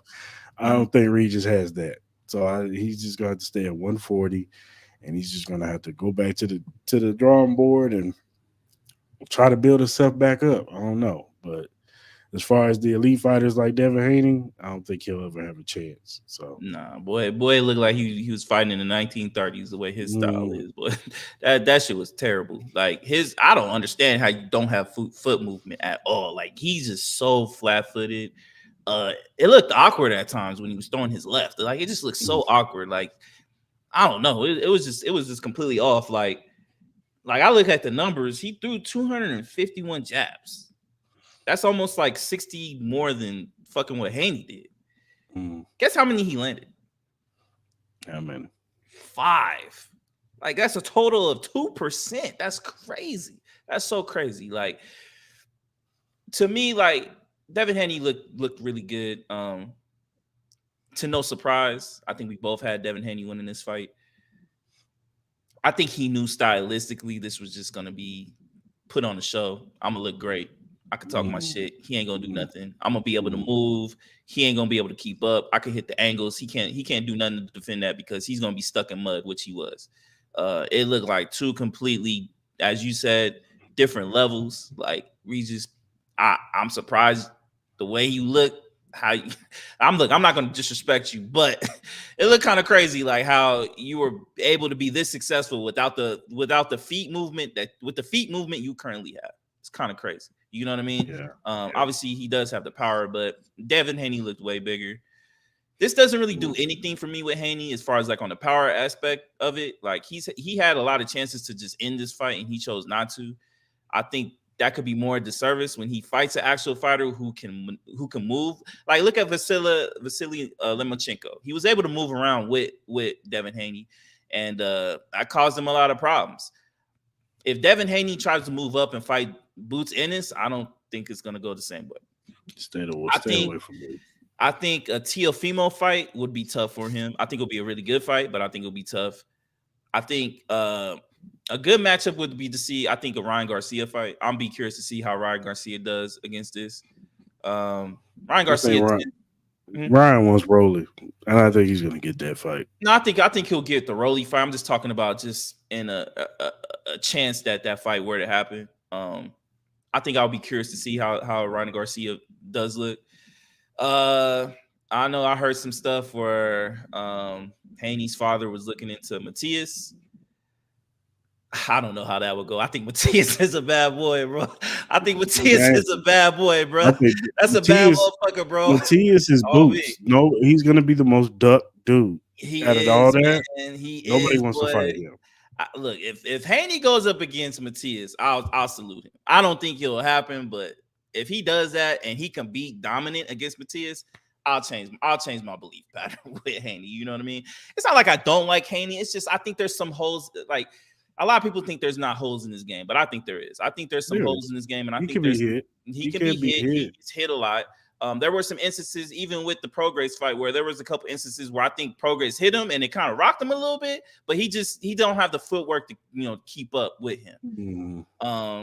Do I think the Tank fight will ever happen? I don't know at this point. I don't think it will happen. If I it's don't. gonna I happen, it's don't. gonna happen now. It's gonna. Yeah, I think if it's gonna happen, it's gonna happen now. And I think it'll have to be like a catch weight in between 135, 140 or something like that. If they want to do some shit like that, I don't think Haney will go all the way down to 135. You know what I mean? At some point, I think in most part, I think it's a 50-50 fight as far as like per split at this point. But I'll be curious to see. Overall, man, I wouldn't be surprised if Haney and Tank is next, because I personally you got think that next. I think Tiafimo's gonna fight. Oh boy, Cool. Matisse. Yeah, I think he's gonna I've seen fight that. him. I saw a little report on that. If Teofimo fight, that's gonna be amazing. Oh, give me that fight, please. And they were It's talking gonna about, I be think they were blood. talking about Puerto Rico during Puerto Rico Yeah. Day in New York. Yeah. Shit, I might have to go to New York for that, dog. I always wanted to go to Puerto Rico Day in New York, bro. I really do. You know what I mean? So I might have to check that out for sure. If I'm out there in New York, man, I might have to go to that fight because I think that fight will be chef's kiss for sure. Yeah, definitely. It's gonna be a great fight. So, but hey, shout out to Haney, man. He showed up, man. Yeah, he did. All right, man. Let's talk about Joe Budden, Melissa Ford. Yeah. Now, if you guys don't know Joe Budden on the Joe Budden podcast, Melissa Ford, they was talking about Cam and Mace's encounter with was a couple young women. Yeah, young so ladies. Cam and Mace, they talked about how I guess they ran a train. They went to a whorehouse, ran a train on a chick. You know what I mean? It was more, it seemed like more of like a lighthearted, obviously, it's not a lighthearted story, but it's more like just kind of like a comedy kind of shit. You know what I mean? It's a real shit, but you know what I mean? And then the following podcast with JBP, they were kind of talking about it. And then Melissa Ford just randomly, just brought up, you know what I mean? Like, it's them telling the story, not the female. And then she kind of put out there that it could have been underage females in the whorehouse. It's kind of insinuating that they might have been with underage female. So that's kind of how it all started. And it's caused a ruckus. Even on the show, they were looking at her like, "Whoa, what are you doing? Like, that ain't right." Mace, Cam kind of gave her a love tap and pretty much said, "Don't come for us. Leave us alone. We're gonna leave you alone out of respect." Cam had his own little live where he kind of got a little bit more in depth, talking about Joe, talking about Melissa Ford, whatever, talking about Queen's Flip, who's on the show also. So then next show, Ice kind of, was asking Melissa, like, do you think you need to, apologize? Yeah. And, at first she acted like she didn't want to. Then she kind of gave this half-hearted one. And and then, it was just kind of like, whatever, you know what I'm saying? Hopefully they just move on, let that go. Then the next episode, you see Joe, you see Ice, you see Queen's Flip, you see Parks, all of them almost trying to make it seem like Melissa Ford is now the victim because they feel like, oh, they kind of put her out there when they could have edited. They put the clip out there, you know what I'm saying? They kind of lined her up, you know what I'm saying? Whatever. And then they feel like they kind of lined her up and asking her, do you want to apologize? It looked like it caught Mel off guard. Like they didn't discuss this before the show. Like, hey, we're going to ask you to apologize before the show, blah, blah, blah. It was kind of like random. So they're on there talking about, oh, I stand with Mel. I said it. Then, Joe had some words where he says, oh, I don't need the clout chase. I can go in here and say whatever. And I can he just be me. He dictates the conversation. He doesn't. He doesn't do what everybody else is doing. Back and forth. Yeah. And he stands with Mel. He kind of threw it sounded like he was throwing some shots at Cam and them, talking about, oh, you guys got you do the definition of character, but you ain't got the money to keep it going. which Doing is this for pocket clout, watching. shit like Pocket that. watching to me. You don't Hmm. know how much neither one of them dudes got. Then he said something like, "Oh, y'all going at the BBWs, BBW escorts, paying $500. Oh, I see y'all cheap." Pretty much trying to say they ain't got no money over there. Here's my thing. First of all, them apologizing to Mel was nasty work to me. There's no reason why they should be apologizing to Melissa Ford. She was wrong at all counts. To insinuate that Mace and Cam had an underage woman with them with no proof, no evidence, just off the top of her head, just threw that out there. And we know how nowadays you could say something on Twitter and people run with it. And then the vicious, if you ever played a game of telephone, people will take that and make it something else. By the time you get to the last person, it's totally something off. You know what Yeah. I'm saying? Hmm. And they have these publications, these blog sites, Shade Room, all that. They run with that, and you see a headline: Case and Cam, Mason Cam with underage woman. You know what I'm saying? Like that would mess up relationships. That could have messed up relationships with them. That could have got their show taken away from them. Hmm. So by no means do I think they should be apologizing. If you want to stand with Mel, that's fine. You know what I'm saying? I get it. That's your homegirl. She's on the show. But don't get on there and be like, oh, I stand with Mel like as if she's the victim. She is no victim in this. And Joe, you always do this. Joe, you'll do one thing, and then when the pressure gets on you, you all of a sudden, I got too much integrity. I'm a stand up man, and blah blah blah. And you just look like a hypocrite. You look like you look like you're going one way and then you just switch it and go another way. Hmm. You know what I'm saying? It's already bad enough with the whole P Diddy situation. You ain't say nothing. Yeah. You know what I'm saying? You had no commentary for that. But you got commentary for everything else. Hmm. You want to sit on your high chair and your high horse on everything else. But Hmm. when it came to P Diddy, the man that I guess paying your checks, now you want to shut up. Yeah. But this Melissa Ford thing, I think all of them in that. I don't know where Ish stands with this. He didn't say nothing, but I don't know where all them stand. I don't know what's going on over there, but they are all nasty for this. Them apologizing to Melissa Ford like she's the victim. Yeah. Yo, I'm gonna start off with this. Anybody like I know she kind of hinted at it. If you listen to the podcast to that episode, she kind of hinted that she was getting like death threats. People were saying that she needs to be raped and shit like that. Yo, anybody who That's does that, they're corny as fuck. Like they yeah, gotta that's stop that nasty. shit. That like if you want to criticize, you could do a health. You could criticize somebody in a healthy fashion. You don't need to go to the extremes of like, yo, you need to be murdered, you need to be killed, you need to be raped. All that. That's wild shit. And you need to you need to go read a book, go touch some grass, go Mm, do something, man, because that's just wild. yeah. Overall, with Melissa Ford, Melissa Ford doing that to Cam, and then the way she kind of went about with the apology, especially when Ice brought it up, like, do you think you need to apologize? And then she said, like, for what? And then when she finally did apologize, she kind of did it in a half-ass way. It wasn't even really a true apology because especially with the platform that they have, something like that could be very damaging, especially to black men, you know. And then the half-ass apologies that she gave, it just kind of proves that there's been a lot of instances where black men don't get the apologies that are owed to them, especially when you put them in kind of like a light like that.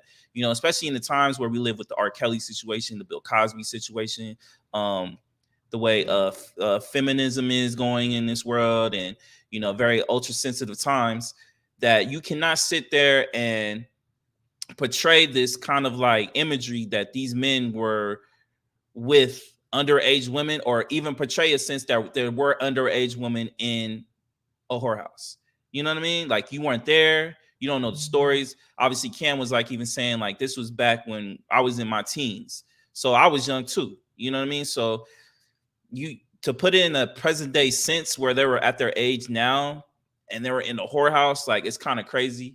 And then the pandering, to her in the sense of like where Ice and Joe and Queen's Flip and excluding Ish, where they apologized to Melissa Ford was crazy to me.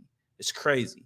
No one's saying, especially on my end, like they did in a sense, in the initial stance where she made that comment, they did initially be like, yo, that's crazy. We're not even going to that shit. You know what I mean? You got to stop that because that's evil work you're doing. So I do acknowledge them. They did nip it in that, but instantly. So you can't really be mad at them in a sense for this whole comment. They have nothing to do with it because they stopped her. Because even Joe knows, like, look, you can't be doing shit like that without no concrete evidence. Because at the end of the day, my name is on this motherfucking shit. You know what I mean? And Melissa Ford she does this shit from time to time. But for them to apologize to her like she's the victim, or for Ice to even insinuate that he feels like he, threw an alley-oop to, put her in kind of like the, firing range and shit, in a sense, he did not, because do you think Melissa Ford would have just gone out her way and apologized to that shit? No, because she even said, what am I apologizing for? There's been other instances where if you look in past previous episodes where Ish even had an instance where she said that she was going to apologize to Ish, but she never did it. And then made all these different types of excuses on why the message never got across to him. And Melissa Ford is known for that shit, So I'm not mad at Cam for making the second video. The first initial video, he was, him and Mace were like, yo, we can go way harder than what you're doing, than what we're doing right now, but we're going to take it easy, but you better watch what you say.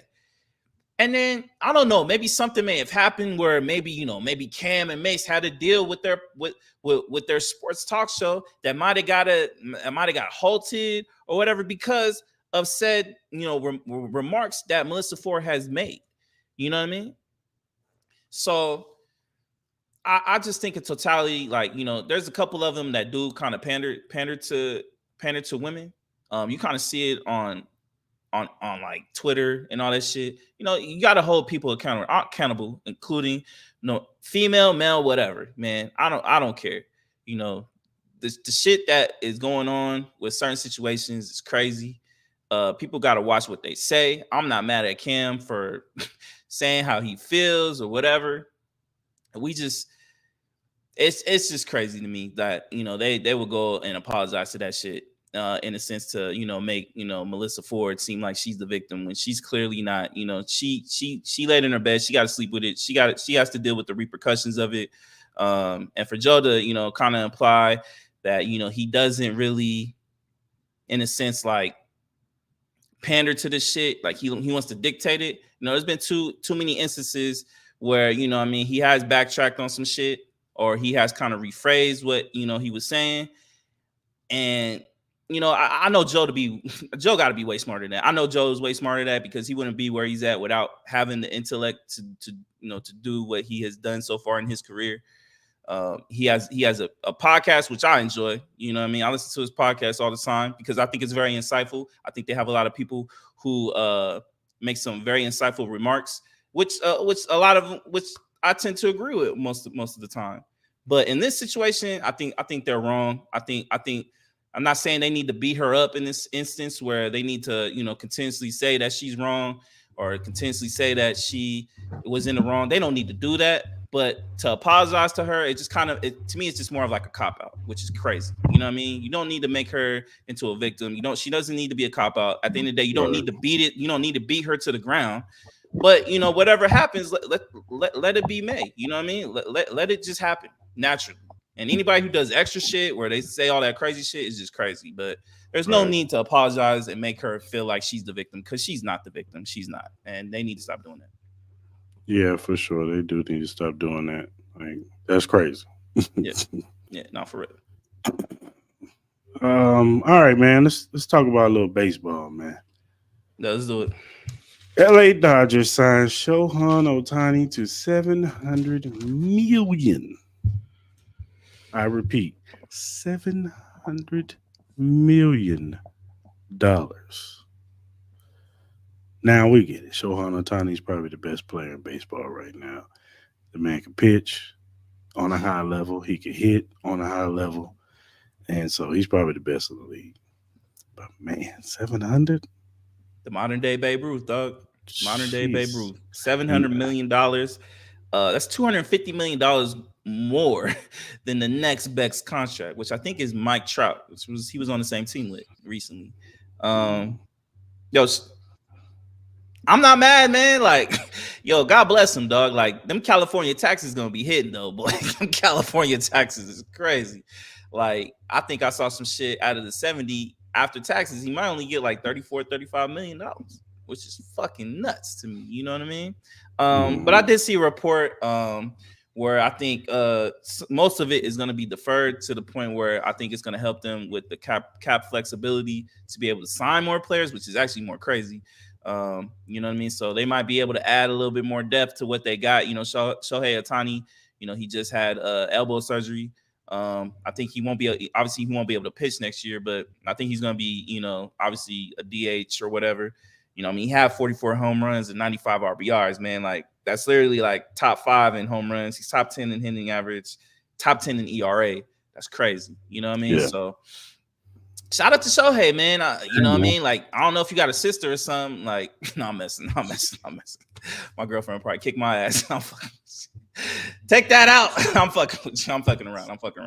Nah, but you know what I mean? You know what I mean? If you need like, you know what I mean, some personal assistance, you know what I mean, you know, a driver or some shit, you know, let me know, bro. Let me know. Oh my God. And this Let me goes to know, my man. point of people, how your kids play baseball. Man, I'm mad I ain't play baseball, boy. God damn, Even seven though hundred million. it's hard, it's a difficult It's sport hard. to. It's hard as shit. It's It's hard as very fuck. It's difficult. hard as It's fuck. not as But easy if as you people make that think it is. shit, Yeah, man. all you need to do is you know learn how to pitch and hit, bro. If you could do both, boy, you can hit these numbers, man. You can hit these numbers, man. You know what I mean? If you put your mind to it, you can achieve it. I low key after seeing this shit, I low key was ready to get into a batting cage and see what's up. I might be able, you know what I mean? I might be able to get, you know what I mean? Expedite the Yeah, process, getting the league. You know what I'm saying? You think you can yeah. hit 100? You know, that's a good question. Do you think you can hit a 100 No, mile per hour fastball? no, You don't think so? no, not right now. I think I Maybe, could. I think I could. I think I when I could. was young, I probably could, but now, hell no. I think I could, man. I think First I of all, I could. think I'd be too scared that baseball coming to hit me upside my head. I want to go to a batting cage. There's got to be a batting cage out here that can get close to 100. I think it's got to be something. Is there batting cages out here? I don't I know. don't know, but hey, you know, A's when you come out here, hit your boy up, man. I want to try. I want to try. You know, even the AAA team out here, man. What's up? Let me try, dog. You know what I mean? If anybody sees this, let a boy try. You know, I want to try to see if I can do it. You fool. All right, I man. do. Sign me into a Let's contract. let's switch it up, man. I saw the CNN report. Yeah, tell me about this, man. You want to tell me about this, man? What's up? It's kind of crazy. So this lady, she's a what is she? She's a financial analyst. Suggests that sports betting is why men aren't having sex. She said, "Okay, where is that? Where is that? I'm trying to get these numbers up." She says that 63% of young men are single right now, and that is the highest it's ever been. And that 50% of those young men have no interest in dating, not even casually. And 30% of the young men say that they have not had sex in over a year and don't care. She goes on to say that most of these guys, they have the sports betting apps, and a lot of them, spend most of their time on their phone, sports betting, and doing other things, and not really caring about interacting with women. So I just wanted to get your thoughts on that subject matter. I think that report is bullshit because sports but look, all the sports bettors I know got like 4 or 5 fucking kids. You know what I mean? They got multiple kids, dog. So they still out here fucking like low key. As far as like in the sense of like, you know, men that don't want to be in relationships, I think the relationship scene is so trash nowadays. I think a lot of that has to do with social media. I Mhm. think porn has to do a lot with that too. It can change, sex drives. It kind of fucks up your head and what sex really is, what a relationship could really be. You know what I mean? A lot of people are so fixated on, being on their phones in totality, not just with sports bets, but with TikTok, watching TV shows, being on Instagram. There's so many different factors besides sports betting that causes why relationships aren't happening or why even men aren't even having sex. So I don't know where she's getting her data from. I think it's a crock of shit. Sports betting doesn't really do anything to change the sex drive. You know what I mean? I don't think so. Like, I bet, like, I'll still be horny as fuck. You know what I mean? It's called what it is. You know what I mean? So, it's just so many different things, man. Like the way relationships are portrayed. You know what I mean? The way people have relationships now, everything's so much more open nowadays. A lot of stuff isn't really private anymore. Me personally, I like to have my privacy with relationships. I don't like my relationships to be out there. I'm not the type that's gonna sit here and post my girlfriend every 2 minutes. I'm not gonna sit here and post about my life every 2 seconds. There are people who do that, and there are people who crave that kind of like attention. Not me. I like to keep my shit quiet. So like, if I were to meet a girl who does that shit, I think that would be kind of like a turn off for me, because I don't want my relationship in that. And then just kind of like, we see it every day. We've had a couple topics about how dating life is, like how certain women want a certain lifestyle. They want a man to make a certain amount of money. They want a man to look a certain particular type of way, to have a height. Their dick size needs to be this. Like, there's so many rules that some of these women have where it just kind of it's a big turn off for men. Like, I don't want to deal with this shit. I'm cool with being by myself. Or if I want to get some pussy, hell, I can just go pay for the shit. Real talk. You know what I mean? If you want to get really blamed with it. So it's just so many different aspects to me. I don't know. What's your thoughts? Yeah, I think that there's more factors into just men or not, or just prop. I don't think they just picking parlays of pussy. You know what I'm saying? I just Nah. think that I just think that there's other things in this world that that are going on. From the men are on TikTok nowadays. They doing stuff. They're active, doing other stuff. And I just Mm-hmm. think that, and like you said, I just think that men are not actively dating because they don't like the pool out here. They don't like the dating pool. It's trash. And then some dudes are just look, they don't want a relationship. And you know what I'm saying? They cool with just being single and being on their own. You know what I'm saying? Some guys just don't really care for it And that's nowadays. not and that's not including, like, sexual harassment. Like, a female could be like, you could tell her good morning, she might feel like she's sexually harassed. Like, a lot of shit plays into that too. A lot of people don't want to talk about it, but the way how everything's like ultra sensitive, like, you don't know, there might be instances you don't know how to talk to a woman, you may not know how to approach a woman because of the way today's society is. You know what I mean? A woman can literally look at anything and think it's like, what I mean, they're getting sexually harassed. So like, it might come to that. You can't say people aren't horny because you got OnlyFans popping. The porn industry is probably at the most peak it's ever been. And you know what I mean? They're at the peak. I don't see that thing slowing down anytime soon. Shit, you got virtual reality porn popping now. You got AI robots now doing fucking porn. You know what I mean? You got all these type of different sex toys and shit like that. So it's not like people aren't horny. It's not like people aren't seeking out sex. Sex is still there. You know what I mean? It's just a different way everybody goes about things now. But you have a lot more people who are more open relationships. You know what I mean? They don't want to be committed to one person. They want to be with multiple people. You got the whole thing with people, doing transgressions with their body and stuff like that. There's still people. You got people trying to figure themselves out. Like there's so many different other things that could be causing this, in the sense of, like, it's not just sports betting. Sports betting is crazy. Like, that's like people saying, like, video games causes, you not to get girlfriends, or you don't want to date, you know what I mean? All that type of shit. Like, it could be work life. People could be stressed. They don't want to deal with the shit. At times it's a little rough right now, you know what I mean? So it's a lot of different factors, as you said. Yeah, it's a lot of factors out here on why dudes, are not dating or whatever, whatnot. Like, women may not want to look to date. That could be another thing too. Like, man, women may just, maybe they don't want to date because they don't like the pool, which I've heard a lot Mhm. too. A Yeah, lot I've of women heard don't that like the too. pool that's out there too. Like you have like some women and some men who are out there who are very prominent in like these social media roles that they have that may cause people to have this misconception on how to be in a relationship. You know what I mean? Like, so it might make the pool, it might muddy the pool that you might have. You know what I mean? Because like people might have this different perception on the way love should be or relationships should be. In reality, if you don't put yourself out there, you will never know. Number one, not Mhm. everybody's gonna be a home run hitter. Like, you Mhm. got to kind of go through the ups and downs with relationships. And a lot of people may not just want to go through that. You know what I mean? They may be stressed with work and all that other type of shit. Mhm. Yeah. Yeah, and then you see these cloud chasers, men and women, cloud chasers who say stuff, and like I just saw the chick the other day. Now I don't know. Now some of these things that they be saying, I think a lot of this stuff is just they just be putting stuff out there to get clicks. I Oh, really like don't think Cheesecake some of these. Factory shit.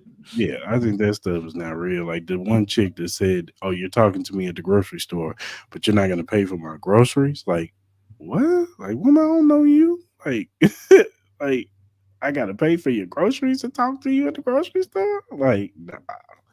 Like that's weird behavior to me. Like, but there's a lot of that type of stuff that you see on the internet on both sides. You know what I'm saying? Dudes will say something outlandish, women will say something outlandish, and then a lot of these people will look at it and be like, damn. You know what I'm saying? And then you look in the comment section, and that's even worse when they're agreeing with that shit. Yeah, open infidelity is like fucking like applauded, dog. You know what I mean? Like people will applaud people will applaud the person that's cheating and then demean the person that got cheated on, which is crazy. You know what I mean? Like it's just the way society is right now. You know what I mean? It's the dating scene is terrible, and you know it just is what Yeah. it is right now. All right, man. Let's talk about Zion Williamson. I'm gonna let you lay this one up. Uh, well, obviously I went. Zion Williamson needs to control his weight.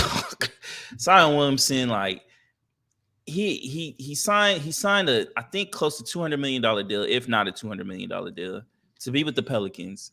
There are reports saying that the organization has literally tried to tell him that he needs to really start paying attention to his diet, pay attention to his stamina and all that. Like my man looks huge. And you kind of see the night and day. You have a 38 to 39-year-old man who's still in the league, who's killing. You're not even 27, 28 yet, and yet you look like you have not learned from your past experiences with your weight problems and your injury past, that you continuously are trying to throw your career away. Is crazy to me. You know what I mean? You can literally be one of the top 5 best players in this league. You have shown you can be that. You've shown you can be dominant. But you have chose. I don't know if he's doing this on purpose. I hope not. I don't know if he has like some problems where you see people where they eat to because they may be depressed or whatever type shit like that. We don't know. Hopefully he's not. But he's literally throwing his career away. Like he looks like he's 60 pounds heavier than what he needs to be. I seen him in person. It's crazy to me, and it's not me clowning on him because I'm really a fan of him as a basketball player. But they literally have the team to really be competitive in the West. But with his conditioning right now and the way his body is right now, it doesn't look like it's gonna be close. Because the way he looked against the Lakers, he looked terrible. He looked like he was the worst player out of any of the starting 5 that was on that court to start the game. You know what I mean? And that's crazy to me the way Zion was. Like, I don't think we'll ever get the Duke Zion again, but I don't know. I think low key it might be time to think the Pelicans. It might be time for the Pelicans to think about trading. I don't know how much value you're going to get for him, but I think it's about that time because Yeah. there's only so many chances you're going to get to prove to me why I should invest in you. You know what I mean? If you can't invest in yourself, why should that team invest $200 million in you, which they already did? Why should a team trade for you if you can't invest in yourself? You need to prove, even if you don't want to be there. And he's thrown out hints that he don't want to be in New Orleans. He's thrown out hints that he wants to be in New York. You know what I mean? But why should New York take their assets take their money to trade for you and bring you over and trade some of the good pieces that we have that they're going to have to do to trade for you if you don't even believe in yourself. You know what I mean? Like, he needs to change. He needs to change his shit up, man, because he's literally throwing away a great career. You like look at Charles Barkley. Charles Barkley even said it.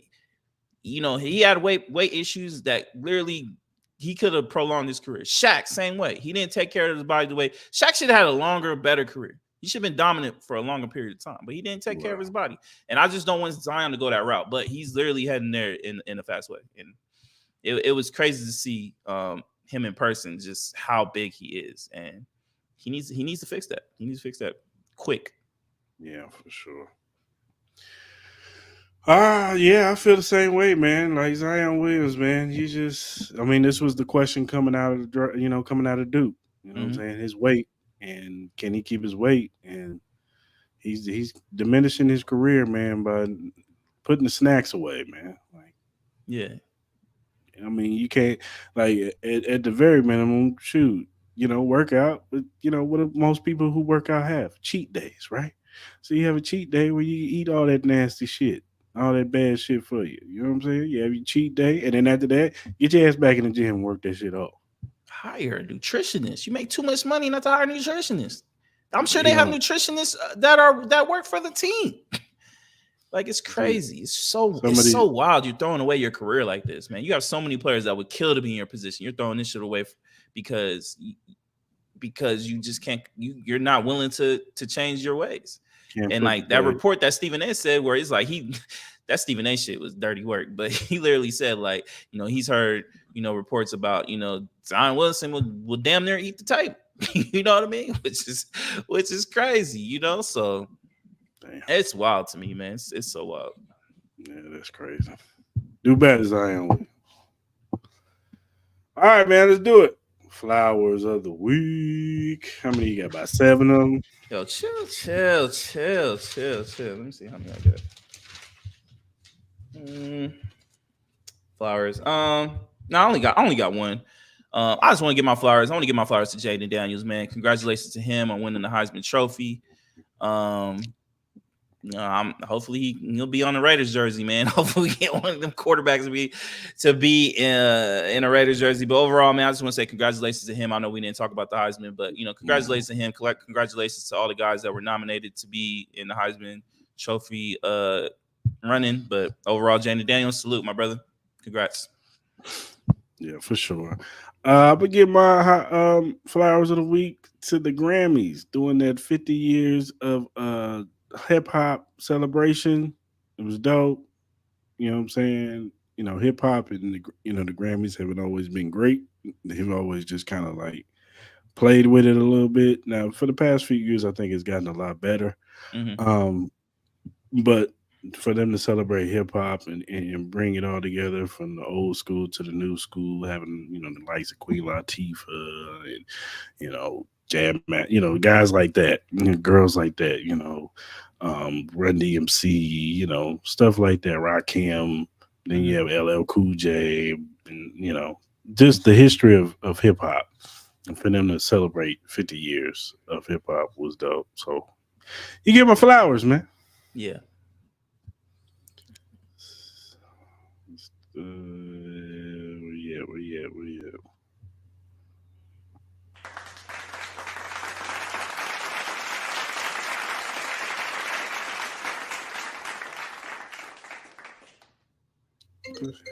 Who was calling me?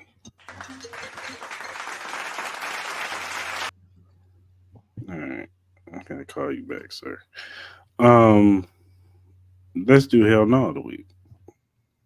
So Hell No goes to these developers. They're called Fantastic. They made this game called The Day Before that just recently came out like 4 days ago. They got terrible reviews. The developers have had a lot of past instances where, they've made games.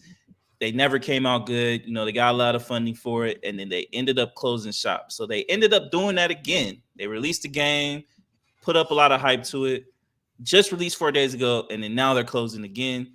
They literally did another scam, So they got to get a big hell no for me for this week. Yeah, that's crazy. My hell no goes to Charleston White.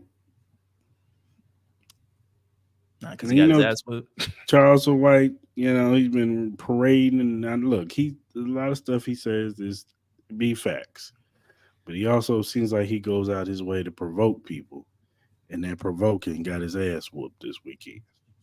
You know what I'm saying? You go to another city, I think it was in Texas, Mm-hmm. and he's doing a comedy show, and he's Yeah. provoking the people in the crowd. You know what I'm saying? Calling them bitch ass niggas, oh fuck you, Laker fans, they gonna lose, blah blah blah. And the niggas showed him what it was. Mm-hmm. And they whooped his ass. His security guards look like they didn't even want to help him. So, and I know he's back. He was gloating the night, that same night, and in the morning he was gloating, whatever. But sometimes you get the warning, you get your Mm-hmm. ass whooped, and then the next time, I'm saying that I'm not wishing death on nobody, but you need to watch how you provoke people. These people are crazy out here. You go to the wrong city, they ain't gonna just whoop your ass. Yeah. They No, gonna for real. light you up. For So real. if you keep on provoking people, it can get worse. Mm-hmm. So, and it looks like he ain't gonna learn his lesson. He gonna keep doing what he do. And I'm just saying, hopefully it don't get there. But you keep provoking the devil, he gonna show up. Yeah. Yeah. No, that's true. So you get the biggest hell no. My other hell no goes to Sean McDermott. Look, I know they just beat my Chiefs this weekend, and the team rallied around him. Even Andy Reid, you know, stood up for his guy. But to use the 9/11 terrorist attack to rally the troops, that's nasty work. In New York, yeah, man, like you can't do stuff like that. And I hope you learn your lesson, Sean McDermott. You know what I'm saying? You seem like you're a nice guy. I don't question your character. You seem like you're a nice man. You seem like the team seems like they love you. You know what I'm saying? They rally around you. But and I know this happened in 2019. But come on, man, you gotta do Mm-hmm. better. Gotta do better than that. So Mm-hmm. you get a hell no too, sir. Gotta be consistent. Oh my god, bro. Oh, hell no, man. What the fuck, man? Get your ass on, boy. You get your goddamn ugly ass on. Oh, you know what? Real quick, I'm gonna say this real quick. My apologies. I'm gonna give another quick hell no because I already know I'm gonna have to do this shit. I'm gonna give a hell no to Sneakers app because I already know y'all gonna give me an L on them damn Kobe reverse Grinches. So yeah, I'm gonna give y'all the L. Yeah, for sure. I just have to say that shit. You're a fool. All right, man. Another one in the books. Let's go ahead and give a shout out to Glitch Energy. Shout out to Glitch, man. Glitch Energy Drink offers a wide range of delicious flavors to suit everyone's taste preferences. Whether you're into fruity flavors like Maui Punch and Cherry Bomb or prefer something unique like Blue Smurf and Grenades, there's something for everyone. Glitch Energy Drink is not only great for gamers and workout warriors, but also for everyday people who simply need a boost of energy. It's a healthy choice that you can feel good about. You can find more information and purchase Glitch Energy Drink at glitchenergy.com. Remember to use the promo code Cris and Mal to get 10% off your purchase and start enjoying the benefits of this delicious and energizing drink. Shout out to Glitch, man, for real. Whatever streaming platform you use, whether it be Spotify, Apple, Google, Amazon, iHeartRadio, Cris and Mal podcast is available on there. Also, well, if you're first time watching on YouTube or you watch the playback, subscribe to the channel, man. Hit that notification button, hit that like button. So when a new episode drops or when we do our lives on Monday and then our new episodes was now dropping on Thursday, when they pop up, you'll know. So go ahead and do that. Share with your friends. We talk about everything as you can see. You know what I'm saying? We talk sports, we talk, pop culture stuff, everything. So go ahead and do that for us. and whatever social media platform that you use, whether it be Twitter, Instagram, um, Facebook, TikTok, Twitch, Threads, whatever you use for your social media pleasures. Cris and Mal Podcast is on there. Go ahead and follow us. We'll follow you back. We want to bring y'all the best content. We just want to hear from y'all. We want to interact with y'all. We just regular people like y'all. So hit us up, man. If you got a questions you want us to bring up on the show, you want topics y'all want us to bring up on the show, whatever it may be, hit us up, man. You know what I'm saying? We'll even shout you out for giving us a good question. You know what I'm saying? So hit us up. We want to interact with y'all, man. So, all right, y'all. Until Thursday, we out.